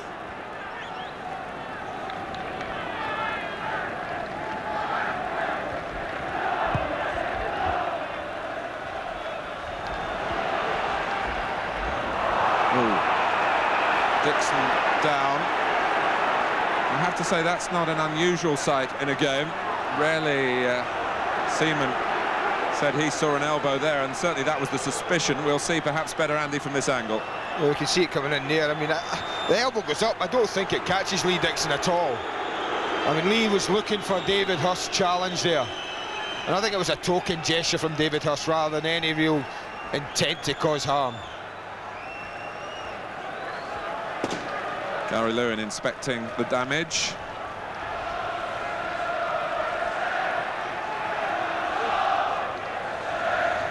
But most games I've seen Lee Dixon play this season for England and for Arsenal, he's needed the trainer on.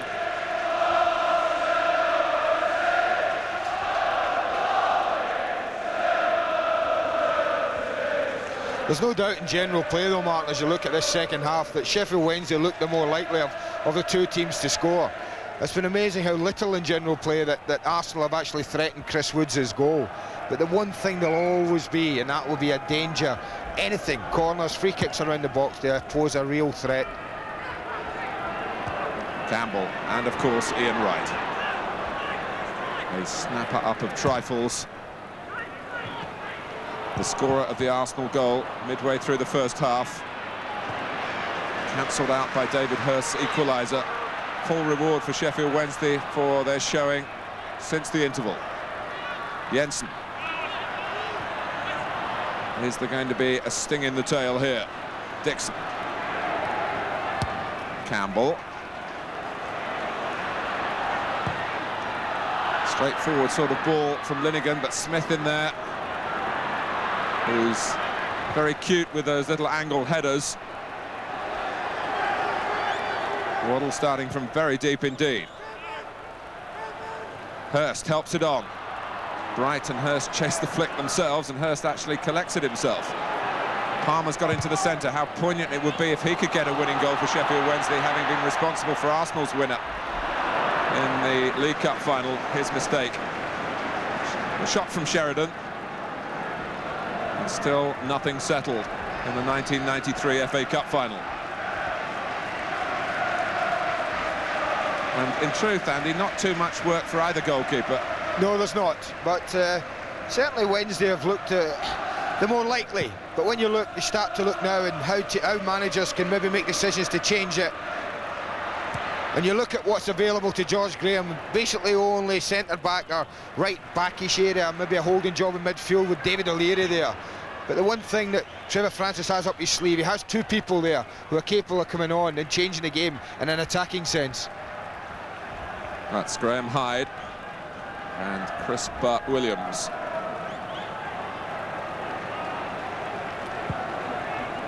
In terms of the men out on the pitch, Sheffield Wednesday as they started the game, but certainly not in the shape of their play. Waddle, but Merson trying to manufacture something for Arsenal.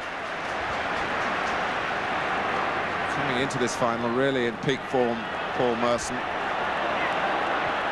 But Sheffield Wednesday, by differing methods, have kept him out of harm's way. Look at Warhurst go here, making up with Hurst. Now, can Arsenal exploit any lack of defensive cover with a quick raid of their own? Certainly not quick. It might yet be a raid, because it's Davis right ahead of him. Still right. Fine tackle by Anderson, but it breaks for right. And now for Smith. And still for Smith. Wright is there, and in the end it was Sheridan. When Sheffield Wednesday were creaking defensively, but neither Smith nor Wright could get the ball into a position where they could actually have a crack at goal. Dixon into the pack. Harks. Waddle going to the right, but Harks looks to the left, and David Hurst. Linnigan takes him infield, and there's Dixon, who'll come back.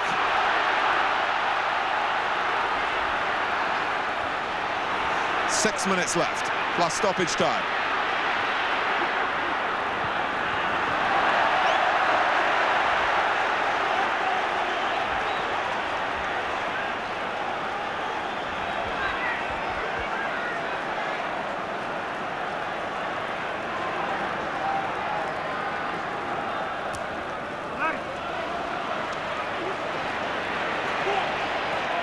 Worthington was late then.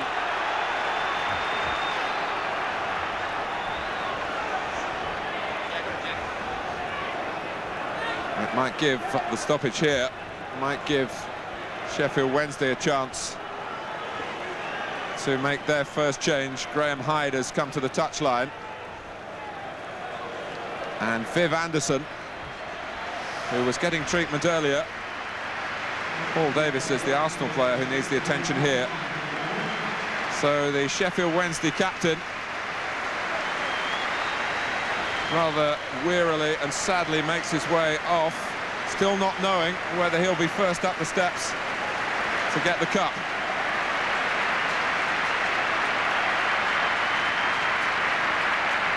And still not knowing indeed whether the final will be settled today.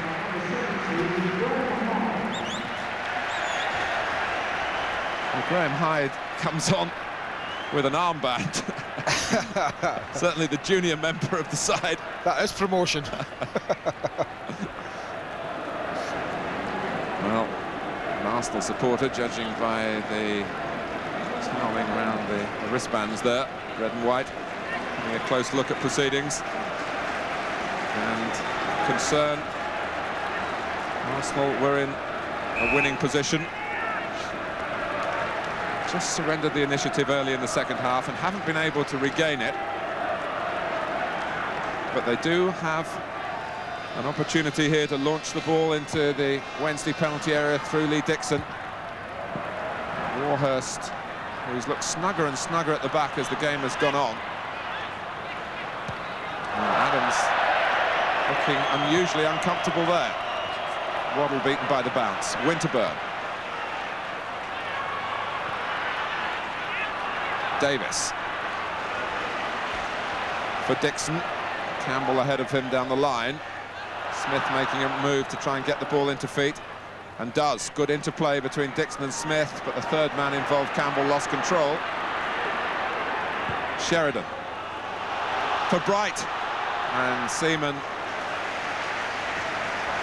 grateful that that was just strong enough to carry on to him and not to hold up for Bright to collect. Harks. Bright. Hyde. Now Waddle. It's a ball on here for David Hurst.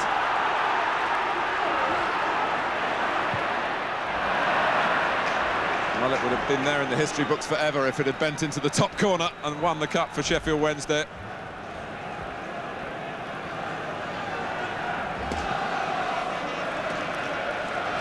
It remains a setting to be proud of for this international event,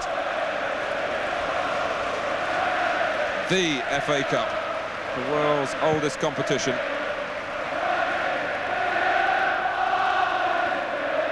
And the sense of competition here has certainly been worthy of the occasion. And still nothing to show on the scoreline between Arsenal and Sheffield Wednesday. 1 goal apiece. Palmer, who's in the back line now. Whether that will take something handy off Sheffield Wednesday's play remains to be seen. Well, I think John Jensen will be happy to see Carlton Palmer go back there, Martin. He'll be happier facing Graham Hyde, I'm sure, and that's no disrespect to Graham's ability at all. But there's no one in sort of the English game or the British game at the moment that runs for fun as much as Carlton Palmer. Campbell giving Winterburn a bit of heart flutter for a moment. Harks, who's an excellent athlete and doesn't look at all wearied by the occasion. Can't quite say that for everyone on the pitch. An emotional strain in cup final, as well as the physical exertion. I say that because they tell me, not because I know from personal experience, but I hope Andy Gray will concur. That's for sure. That's why so many people get tired and get cramped at Wembley in an FA Cup final. Hyde. Here's Nielsen. What a time it would be to score if either side can manage it here, because it's odds-on extra time at Wembley.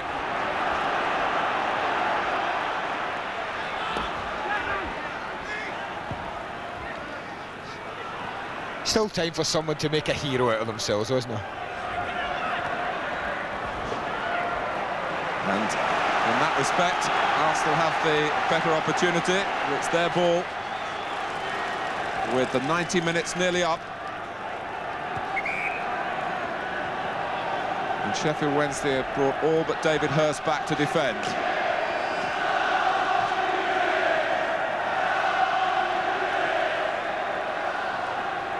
It's Dixon. Merson. And the shot from right. Touched over by Chris Woods. He made a chance out of very little then. Yes, he did. It was 1 or 2 knock-ons. Campbell gets the first, Worthington the second. And as it drops here, no surprise to see Ian Wright take the shot on. That's an excellent save from Chris Woods. In injury time, Linnigan goes in. And it's booted away by Palmer. Well, there was a chance there if anyone wanted to go in and run into that 6-yard box.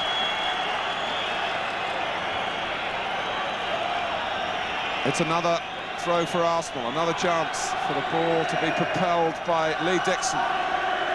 Deep into the Sheffield Wednesday penalty area, deep into injury time. Smith. Dixon. It won't reach right. It does drop for Waddle. Oh, Mark Bright is onside! And the ball didn't come his way. Seaman saw the danger. Hyde brings down Jensen. Free kick to Arsenal. I think maybe not. The game still going. Merson stopped by Warhurst's interception. Hyde. What a finish that could have been for Mark Bright. It looked for a second as though he would be all on his own with David Seaman just a beat. Oh, it was a magnificent opportunity. And the pass fell to someone with such good feet and good accuracy as Chris Waddle. And his touch deserted him. Here's Waddle now. Chested down by Adams. He does his job. It's Arsenal's throw.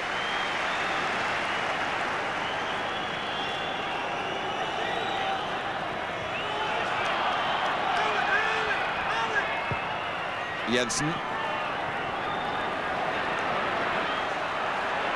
Smith, now Merson.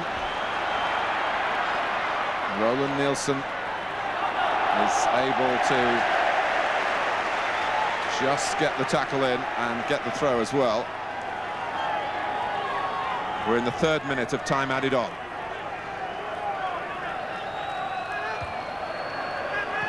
Smith, Jensen. We've had a spell here where Sheffield Wednesday are finding it hard to get the ball. Dixon. Campbell. Well, they were patient, Arsenal. Obviously unaware of the exactitude of the clock. Well, the last 5 minutes has been the best 5 minutes of the second half. We've had Sheffield Wednesday under more pressure than at any time in the second 45 minutes.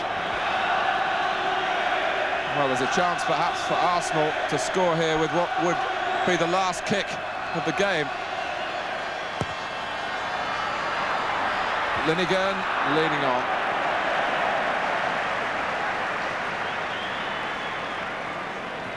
And I'm sure on both benches plans are being made now for the extra half hour.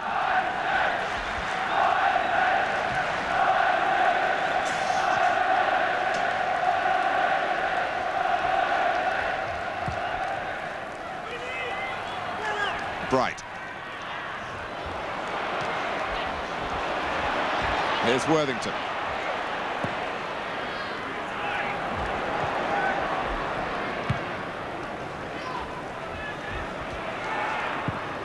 It's almost as if Sheffield Wednesday feel that extra time is inevitable.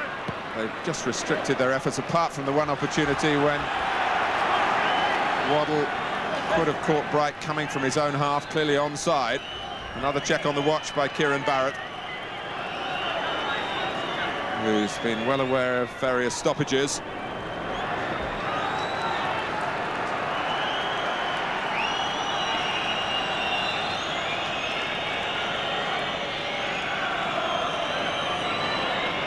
Oh, Bright decided for a moment that he was going to challenge Seaman and then thought better of it, perhaps to save the energy for what lies ahead. Hurst missing out. Bright. Here's Sheridan. Hurst trying to urge the legs forward, but he's certainly feeling the pace. Dixon. Oh, in an awkward corner here, dispossessed by Harks. And Dixon recovered, as he had to do then. Lee Dixon took Arsenal's life into his own hands then and got away with it. And here's Wright for Alan Smith, lining up the shot.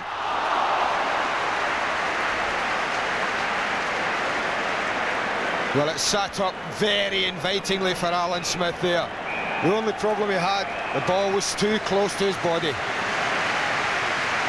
And instead of wheeling off as one of the most dramatic Wembley winners, Smith walks off to hear the words now from George Graham, because after 90 minutes, the 1993 FA Cup final is level at 1 goal apiece. Arsenal had the edge in the first half through Ian Wright's header, but Sheffield Wednesday, full marks to them for the way they set about sorting things out in the second half. They changed the shape of their side, and they had an excellent spell, mounting pressure, and an excellent goal to embroider it from David Hurst.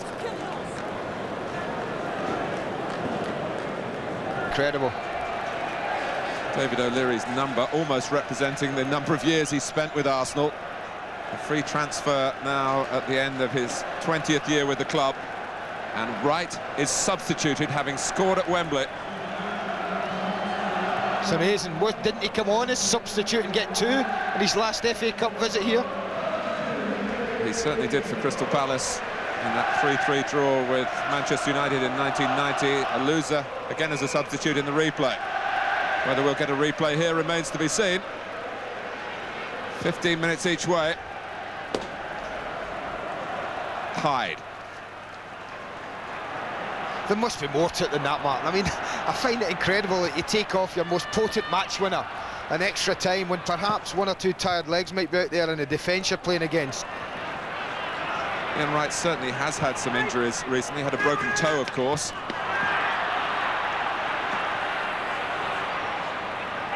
I mean, you mentioned Tony Adams' injury a little bit earlier in the match, and perhaps that's why he didn't go up. Now, maybe George feels that he wants to protect a little bit what he has. And he said to David O'Leary, all right, Tony's struggling a little bit. I thought that Andy Linnigan looked a little bit tired as we got into the last 10 minutes. Maybe he's realised that and he's saying, hey, we won't concede anything. That's the most important thing. Well, they've gone 3 at the back, Arsenal, with David O'Leary in between Andy Linnigan and Tony Adams, allowing Lee Dixon and Nigel Winterburn to push on. What it will allow Nigel Winterburn to just get as tight as he wants to get with Chris Waddle, knowing that he doesn't have to get himself round for cover when the ball's on the opposite side. They've almost gone 3 up front as well, Arsenal. It's as if they've said to Merson, Campbell and Smith, go on, go and win the game for us. Merson.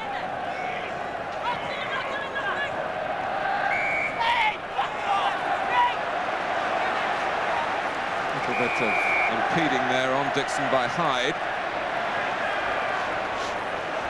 And more adverse comment passed by the Sheffield Wednesday substitute this time, who was unhappy that the whistle went. I think he actually is getting booked for just nicking the ball away. I mean, you all know how quickly referees clamp down on this season. He just passed the ball away from the scene of his crime, so to speak, and in the book he went. So Arsenal have a free kick. 2 minutes into the first period of extra time. O'Leary's come forward. Davis. Hyde penalised again. So has Adams gone forward as well, Martin, for about only the 2nd or 3rd time in the match. O'Leary's in there. Smith, of course. Linnigan planted in by Davis over Smith. Roland Nilsson did enough alongside Alan Smith to prevent an emphatic header.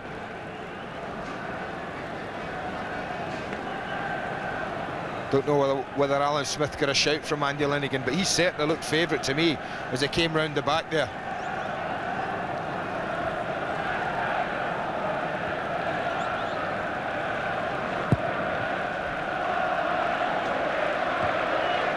Header by Adams. If it was handball by Warhurst, I don't think it could have been intentional. Wallop forward by Woods. Adams beating Bright, but first to the knockdown was John Sheridan. Here's Harks.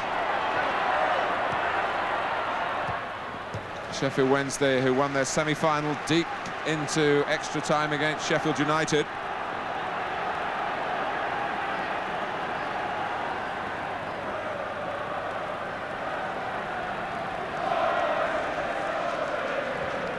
O'Leary.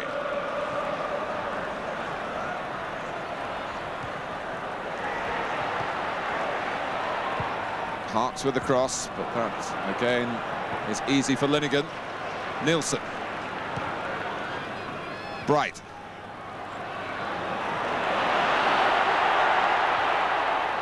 Waddle on the left this time. And Mark Bright going in.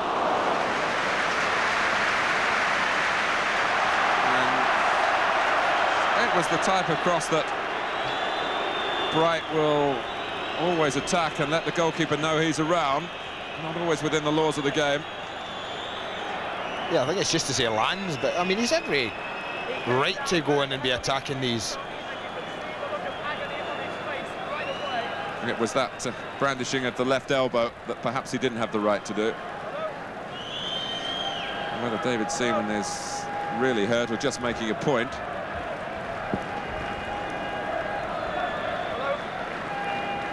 Do you remember that 1990 Crystal Palace-Manchester United final in the replay when Les Sealey played in the Manchester United goal? Such a sensational selection then in place of Jim Leighton. And Mark Bright tried to sort him out early on. That's right. Well, Les Sealey's no shrinking violet himself, Mark.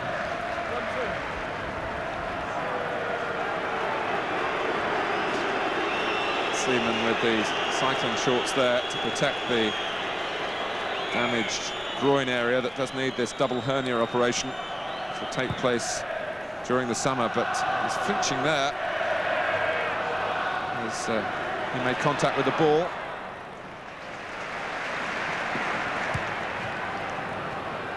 Two up for Sheffield Wednesday.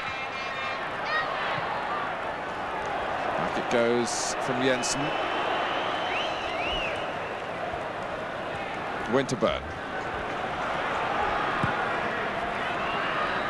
Smith trying to get in front of Warhurst, couldn't quite manage it.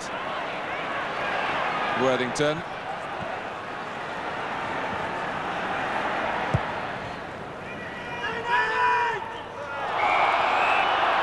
That was another bruising collision on Bright this time.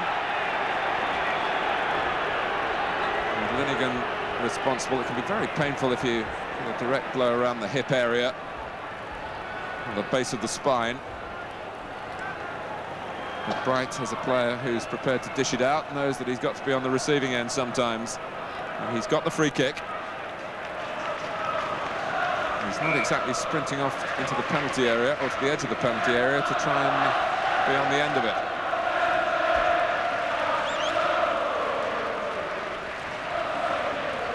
The wide open spaces of Wembley certainly take their toll. And it's Hurst backing in this time. But Bright still needs further attention.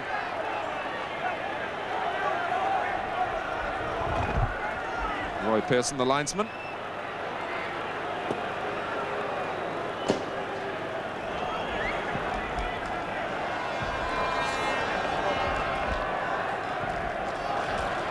It's the kind of calm before the storm that you often get at the start of extra time, as players know they've got to galvanise themselves for a flourish at the end if they can.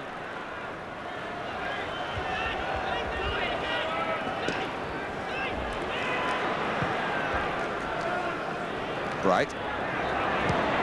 There's the insurance provided by O'Leary, the only player involved on either side today previously with an FA Cup winners' medal. She got with Arsenal the last time they won it 14 years ago. That match certainly had a dramatic conclusion against Manchester United. And on the way to the Cup, if memory serves me right, they beat Sheffield Wednesday that particular year, although it took them 5 games earlier in the competition. Sadly, those days have gone, eh? Yes, I would say sadly too. We only get one replay these days, and then it's a penalty shootout. And will Wembley be staging just that next week?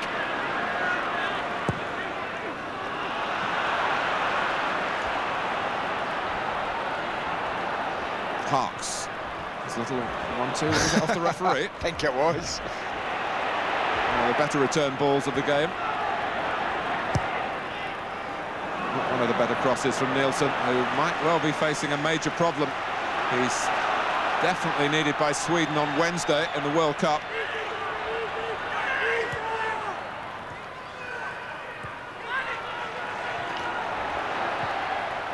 O'Leary, Merson's offside.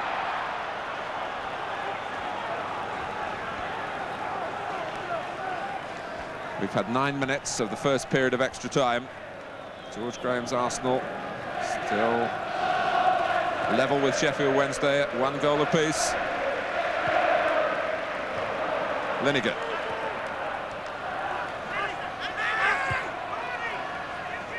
Merson. Winterburn, who looks full of running.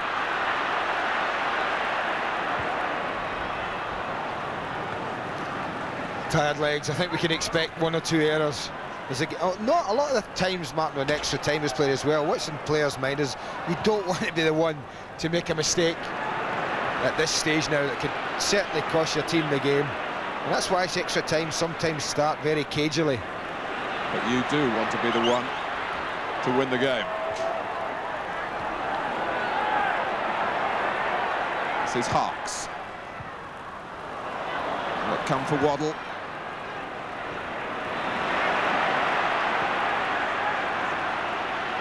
Palmer trying to pick a pass that will hurt Arsenal. Laid off by Sheridan to Worthington. Wright feels he's got free for a moment in the centre and wanted a cross then that Worthington was never quite in a position to deliver. All Wednesday get is the throw.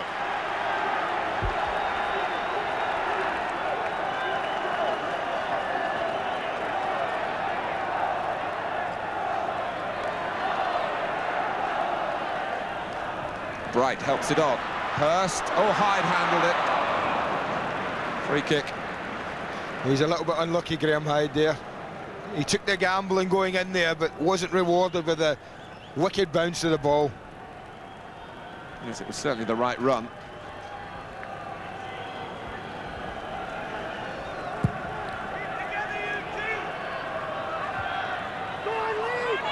Here's Harks. Now Worthington. Bright getting in front of Linegan. Sheridan. But Bright has stayed down and buffeted again, but not for long. Nielsen. Almost getting it through. Nielsen going again. Almost again. Seaman has to hack it away. But Roland Nielsen, who's a very calm, easy-going man. And he's certainly not fazed by the significance of the situation here. Hurst hoping to link up with Bright. Merson, strong finish to the first period of extra time from Sheffield Wednesday. Bright is offside.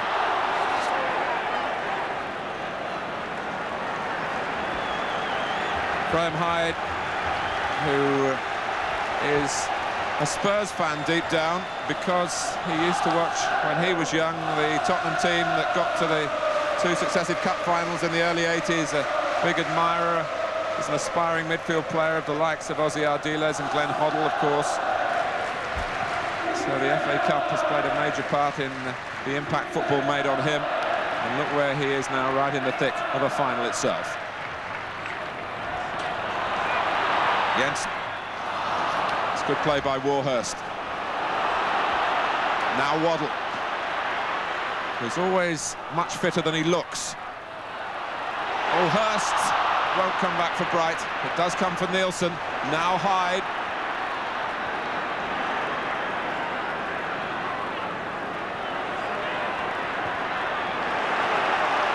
Here's Worthington. Hurst with a header that in the end just plopped safely for Seaman. Free kick against Smith. He's not one to give verbal vent to his emotions very often. In fact, in footballing behaviour, he's saintly, Alan Smith.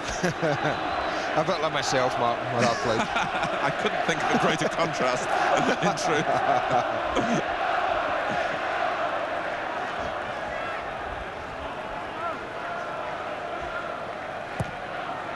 Palmer with the free kick. Bright looking to ease it on. It was David O'Leary well up behind him. Merson didn't get very far. The spin should suit Dixon. He's got his speed as well against Hurst. Kevin Campbell being asked to set off on a chase there, but it was never going to be a meaningful one. And still at Sheffield Wednesday, apart from that little 5-minute spell at the end of normal time, who look the most likely. But Arsenal are certainly shut up shop here. They're going to make it very difficult.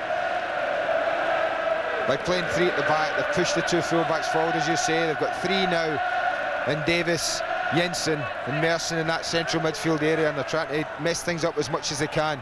Stop Sheffield Wednesday playing.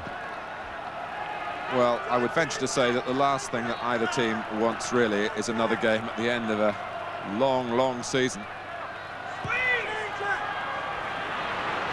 That's what we have to have, because no one would want it settled by penalties here on the day of the first final. Although, is that right? It happens in Scotland, Andy? Yes, it does. One shot and then that's it, penalties. Davis. Warhurst. Here's Bright. Warhurst has done so well at the back, he might be rethinking his career plans again. There's a break on for Sheffield Wednesday now. Bright, a handball by Linnigan. That was going through to David Hurst. And the Sheffield Wednesday supporters, not the Wednesday players, to be fair, wanting firmer action for that. It was a difficult ball to play. I actually think he delayed it about 10, 15 yards too late. Hurst had made a lovely little angled run behind him, behind Mark Bright, and I thought he should have played the ball earlier. More room for error in the pass then, but he delayed his pass and allowed Andy Linnigan time to get back. Well, this is certainly within Chris Waddle range. Stoppage time at the end of the first period of extra time. Sheffield Wednesday striving to take the lead with John Sheridan, and Arsenal with David Seaman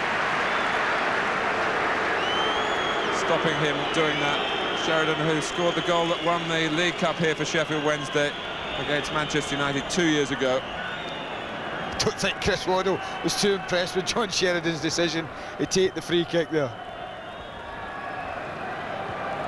Nice glancing header from Smith, very much his stock in trade. Dixon.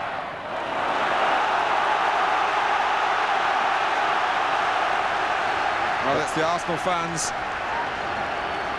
who sense perhaps something special, something that will live long, long in the memory here at a corner, to be taken by Paul Davis and to be caught by Chris Woods. Just first of all one hand really before he got the other to it. Well, just for a second it looked like he gambled and made a mistake, Chris Woods, but give him credit, clawed into his body very quickly. It's turnaround time in extra time. Something that, according to the rule book, should happen straight away without any involvement from the sidelines. And the players adhering to that. Trevor Francis may be thinking about venturing out to the touchline to shout something. Richie Barker has done that.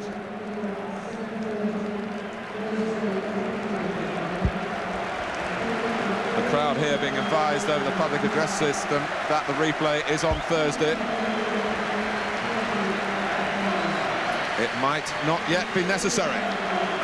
Did the public address system know something we don't? Are they already banking on it? Yeah, we can see it on the big scoreboards there, already promoting it.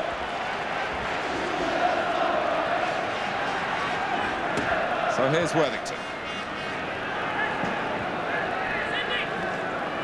At least Sheffield Wednesday can perhaps have an optimistic feeling about attacking the end that they have scored at. Waddle. Nielsen. Oh, first touch took him into Jensen's territory. And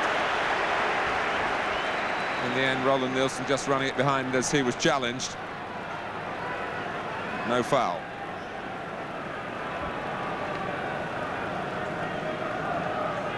Well, it's easy for us to sit up here and talk about glory beckoning and go for it, but there are 20 very weary outfield players out there, with the possible exceptions of the later arrivals.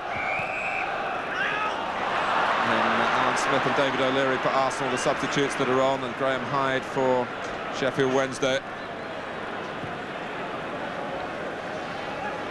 But the glory is still there for the getting. And what glory it is.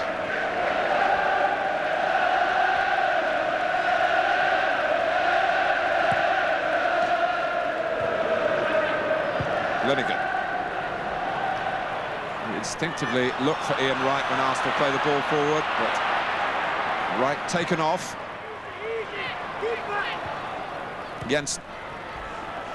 Merson, not out, according to the linesman, who matters. Not a decision that the Sheffield Wednesday supporters over there wholeheartedly agreed with. But they're happy that the game is still going on now with Worthington. Good dummy by Harkes, who's been right in a lot of what he's done.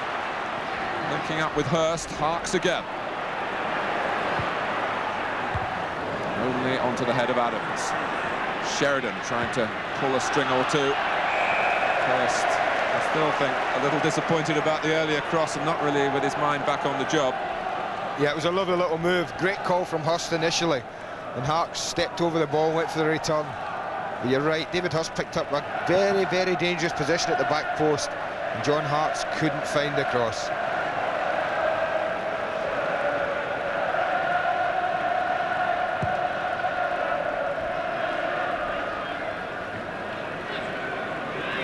Hyde. On from Bright. Then from Hurst. Sheridan trying to be the extra man and perhaps in the end confusing the issue. A little kick on Jensen by Bright. I think the referee saw. Arsenal still had the ball on the far side. Bright has the ball now. Waddle. Bright. There's a foul. Well, I'd have laid money on that challenge coming in there. He was obviously incensed with the one that had gone on about 10 seconds ago from Mark Bright on him. From Jensen there. The message was quite clear. What about the one on me? But it was his infringement on Bright that led to the whistle going, and a free kick to Sheffield Wednesday. Another fine defensive header by Linegan.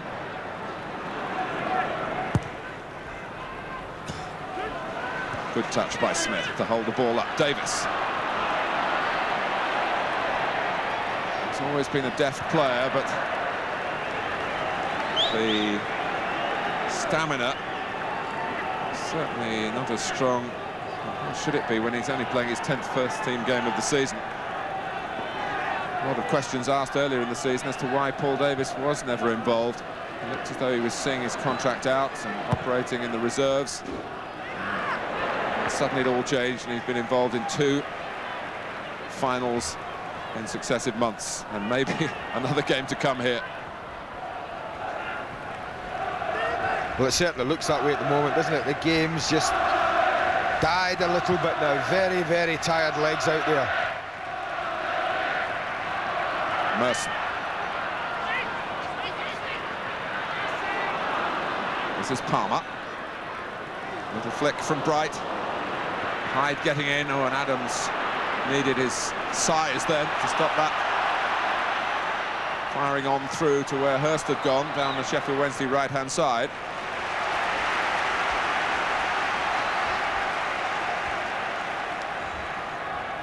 Arsenal's throw. 10 minutes to go.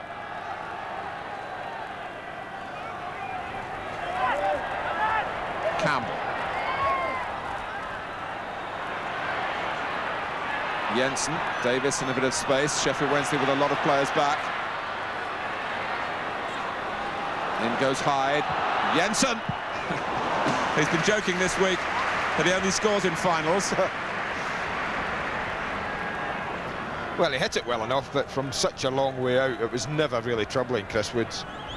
Not quite the spectacular outcome that he managed in Gothenburg in the final of the European Championship. Dixon. Wellington will get there first. Dixon's out of position. Arsenal have got to just adjust and improvise a little here against John Harkes. Bright lets it run. That was quite deliberate. Dixon. Merson. Hyde got a foot in. Smith couldn't reach it. Warhurst not wanting to use the goalkeeper. Trying to send Sheffield Wednesday on their way again through Worthington.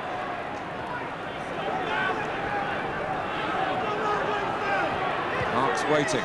Worthington not quite expecting the ball there, but he did enough to earn the corner. Well, we're at the stage now, Mark, well, it's just as likely someone's mistake will cost this game, cost the team this FA Cup final, than someone's piece of magic or great ability. But Trevor Francis is about to throw on his last trump card. Well, both the number 8s have been replaced. Two singled out certainly as potential stars of the final. And Waddle follows right to the touchline. Chris Bart-Williams, who's been involved in many a competition this season, including the World Youth Championship in Australia. Comes on at the corner. Mark Bright, who sets high standards for those charged with delivering the ball into the penalty area, to where he earns his living with his goals, was very angry with Sheridan's delivery then.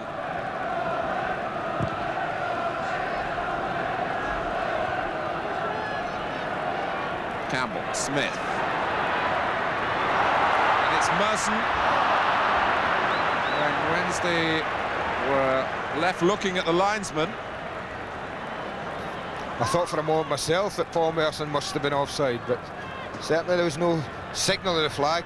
No, he's well on. You can see Roland Nielsen had just been dragged in a little bit, but Chris Bart-Williams did well, got back in, put Merson under pressure. Williams, only 18. Warhurst. He's done as well as anyone today. Harks.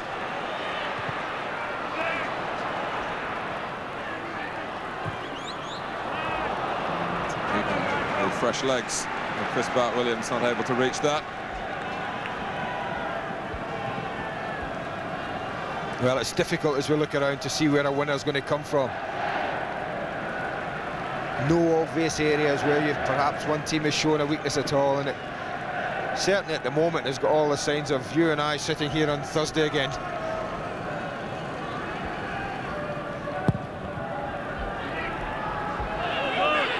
Smith.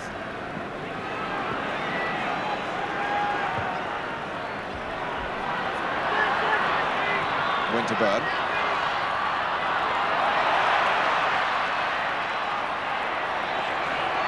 Nigel Winterburn against Chris Bart-Williams, the left back for Arsenal, who is not shy of pushing on into that type of position, earning the throw. Palmer eventually has to defend the subsequent cross from Jensen. Smith. Reddington's tackle. Some more spry play by John Harks, who does look built to last the extra distance here. Well, he's one of those few players out there at the moment that's not showing no sign of fatigue. I mean, it's appropriate, isn't it, with all eyes towards the United States in 1994. South America should be represented in this country and in a match of this substance. John Harks has let no one down. His little header back across goal, putting David Hurst in for Sheffield Wednesday's equaliser. Palmer.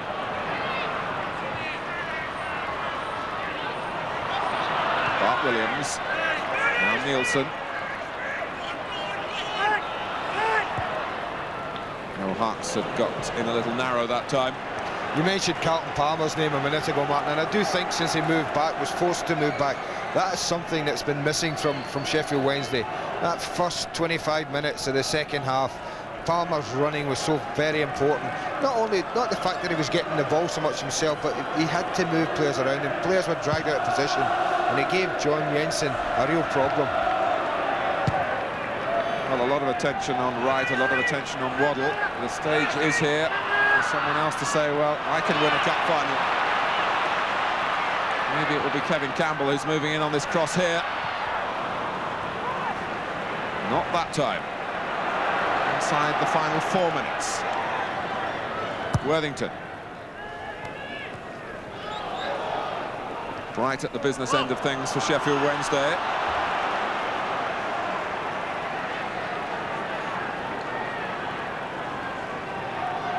Wants the ball from the throw, Mark Bright, and gets it. Nielsen, room to move into, and a shot that took Seaman somewhat by surprise. It was a skimmer, really. I think we'll find that this moves about quite a bit. Not the best struck in the wall, but you see the way it dips viciously as it approaches David Seaman, and he took no chances. It was going over the crossbar. Sheffield Wednesday, who won their semi-final at this stage in extra time against Sheffield United from a corner. And lightning strike again in the right place for them.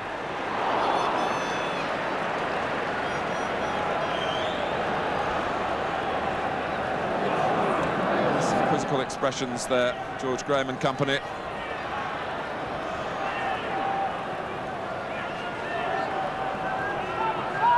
Worthington.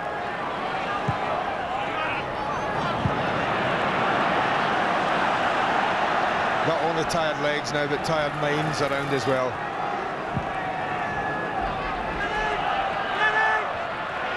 Well won by Palmer. Worthington, Campbell's quickly on the scene. Comes for Dixon. Possibilities for Arsenal. And Lee Dixon, who would be an unlikely goal-scoring hero. He hasn't hit the back of the net all season. Well, he just kept running and running, Lee Dixon there, and it opened up for him.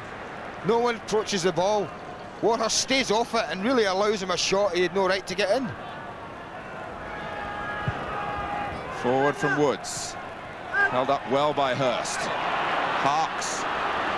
They just can't get enough numbers forward, Sheffield Wednesday. Players gasping for breath, really, at this stage. But Bright is there, and Bart Williams. Nielsen trying to help him out. Palmer came out a long way there and found that the Arsenal player who was needing to be tackled was Tony Adams.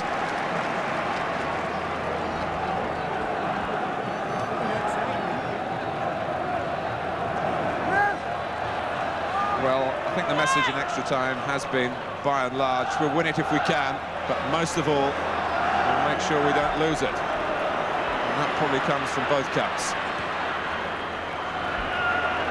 Dixon, there is still time to win it. Merson.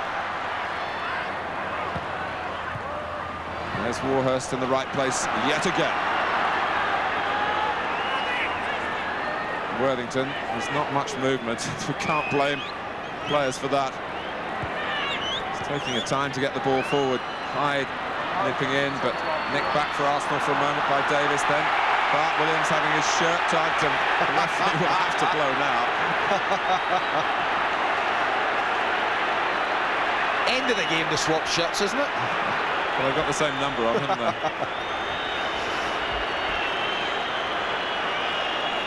The numbers game, the tactical game, it's certainly been that today. And a drawn game. Well, maybe not yet. Worthington. We've been saying all season, Andy, what a number of spectacular goals we've been privileged to broadcast on, and I wondered then whether we were going to get another one at an epoch-making stage from Nigel Worthington. Well, we're dealing in seconds now. There are no ribbons on the cup.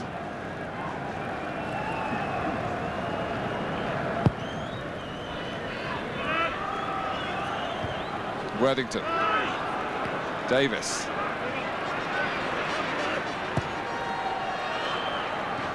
Campbell, it comes for Jensen, and that's it. It's a replay at Wembley on Thursday night between Arsenal and Sheffield Wednesday. The two sides here each had their moments, and Trevor Francis and George Graham will have to start scratching their heads again to see what sort of battle plans can be put into practice for the replay. Sheffield Wednesday, who changed their style and regretted it when Arsenal held the sway in the first half, leading through Ian Wright's opening goal. Back to a more recognisable and regular formation in the second half, and a thoroughly merited equaliser from David Hurst, and nothing changed in extra time. 1-1, and on we go to a second game which has to be conclusive, even if penalties are required. Andy, you're summing up. Well, I don't think it's been the best cup final we've seen in recent years, Martin. It was tight, it was tense, we always thought it was going to be. No team, for me, did enough to win the game on the day. Both had good spells. Sheffield Wednesday probably enjoyed the greater territorial advantage, the greater portion of the play, without really calling David Seaman into action. Same for Arsenal, any time they threatened, didn't test the goalkeepers enough, neither of them. I think we'd hope for better things on Thursday, and we just wonder what the managers do now to change things to win this game. Well, some jersey swapping going on between two great pals and rivals, David Seaman and Chris Woods. But the game does ask a great deal of its top players, and Sheffield Wednesday and Arsenal all have to report for duty. The players will attend their pre-arranged banquets tonight, but they won't be able to let their hair down too much. And the royal party not able to participate in the ceremony that says so much about FA Cup final day. Always a feeling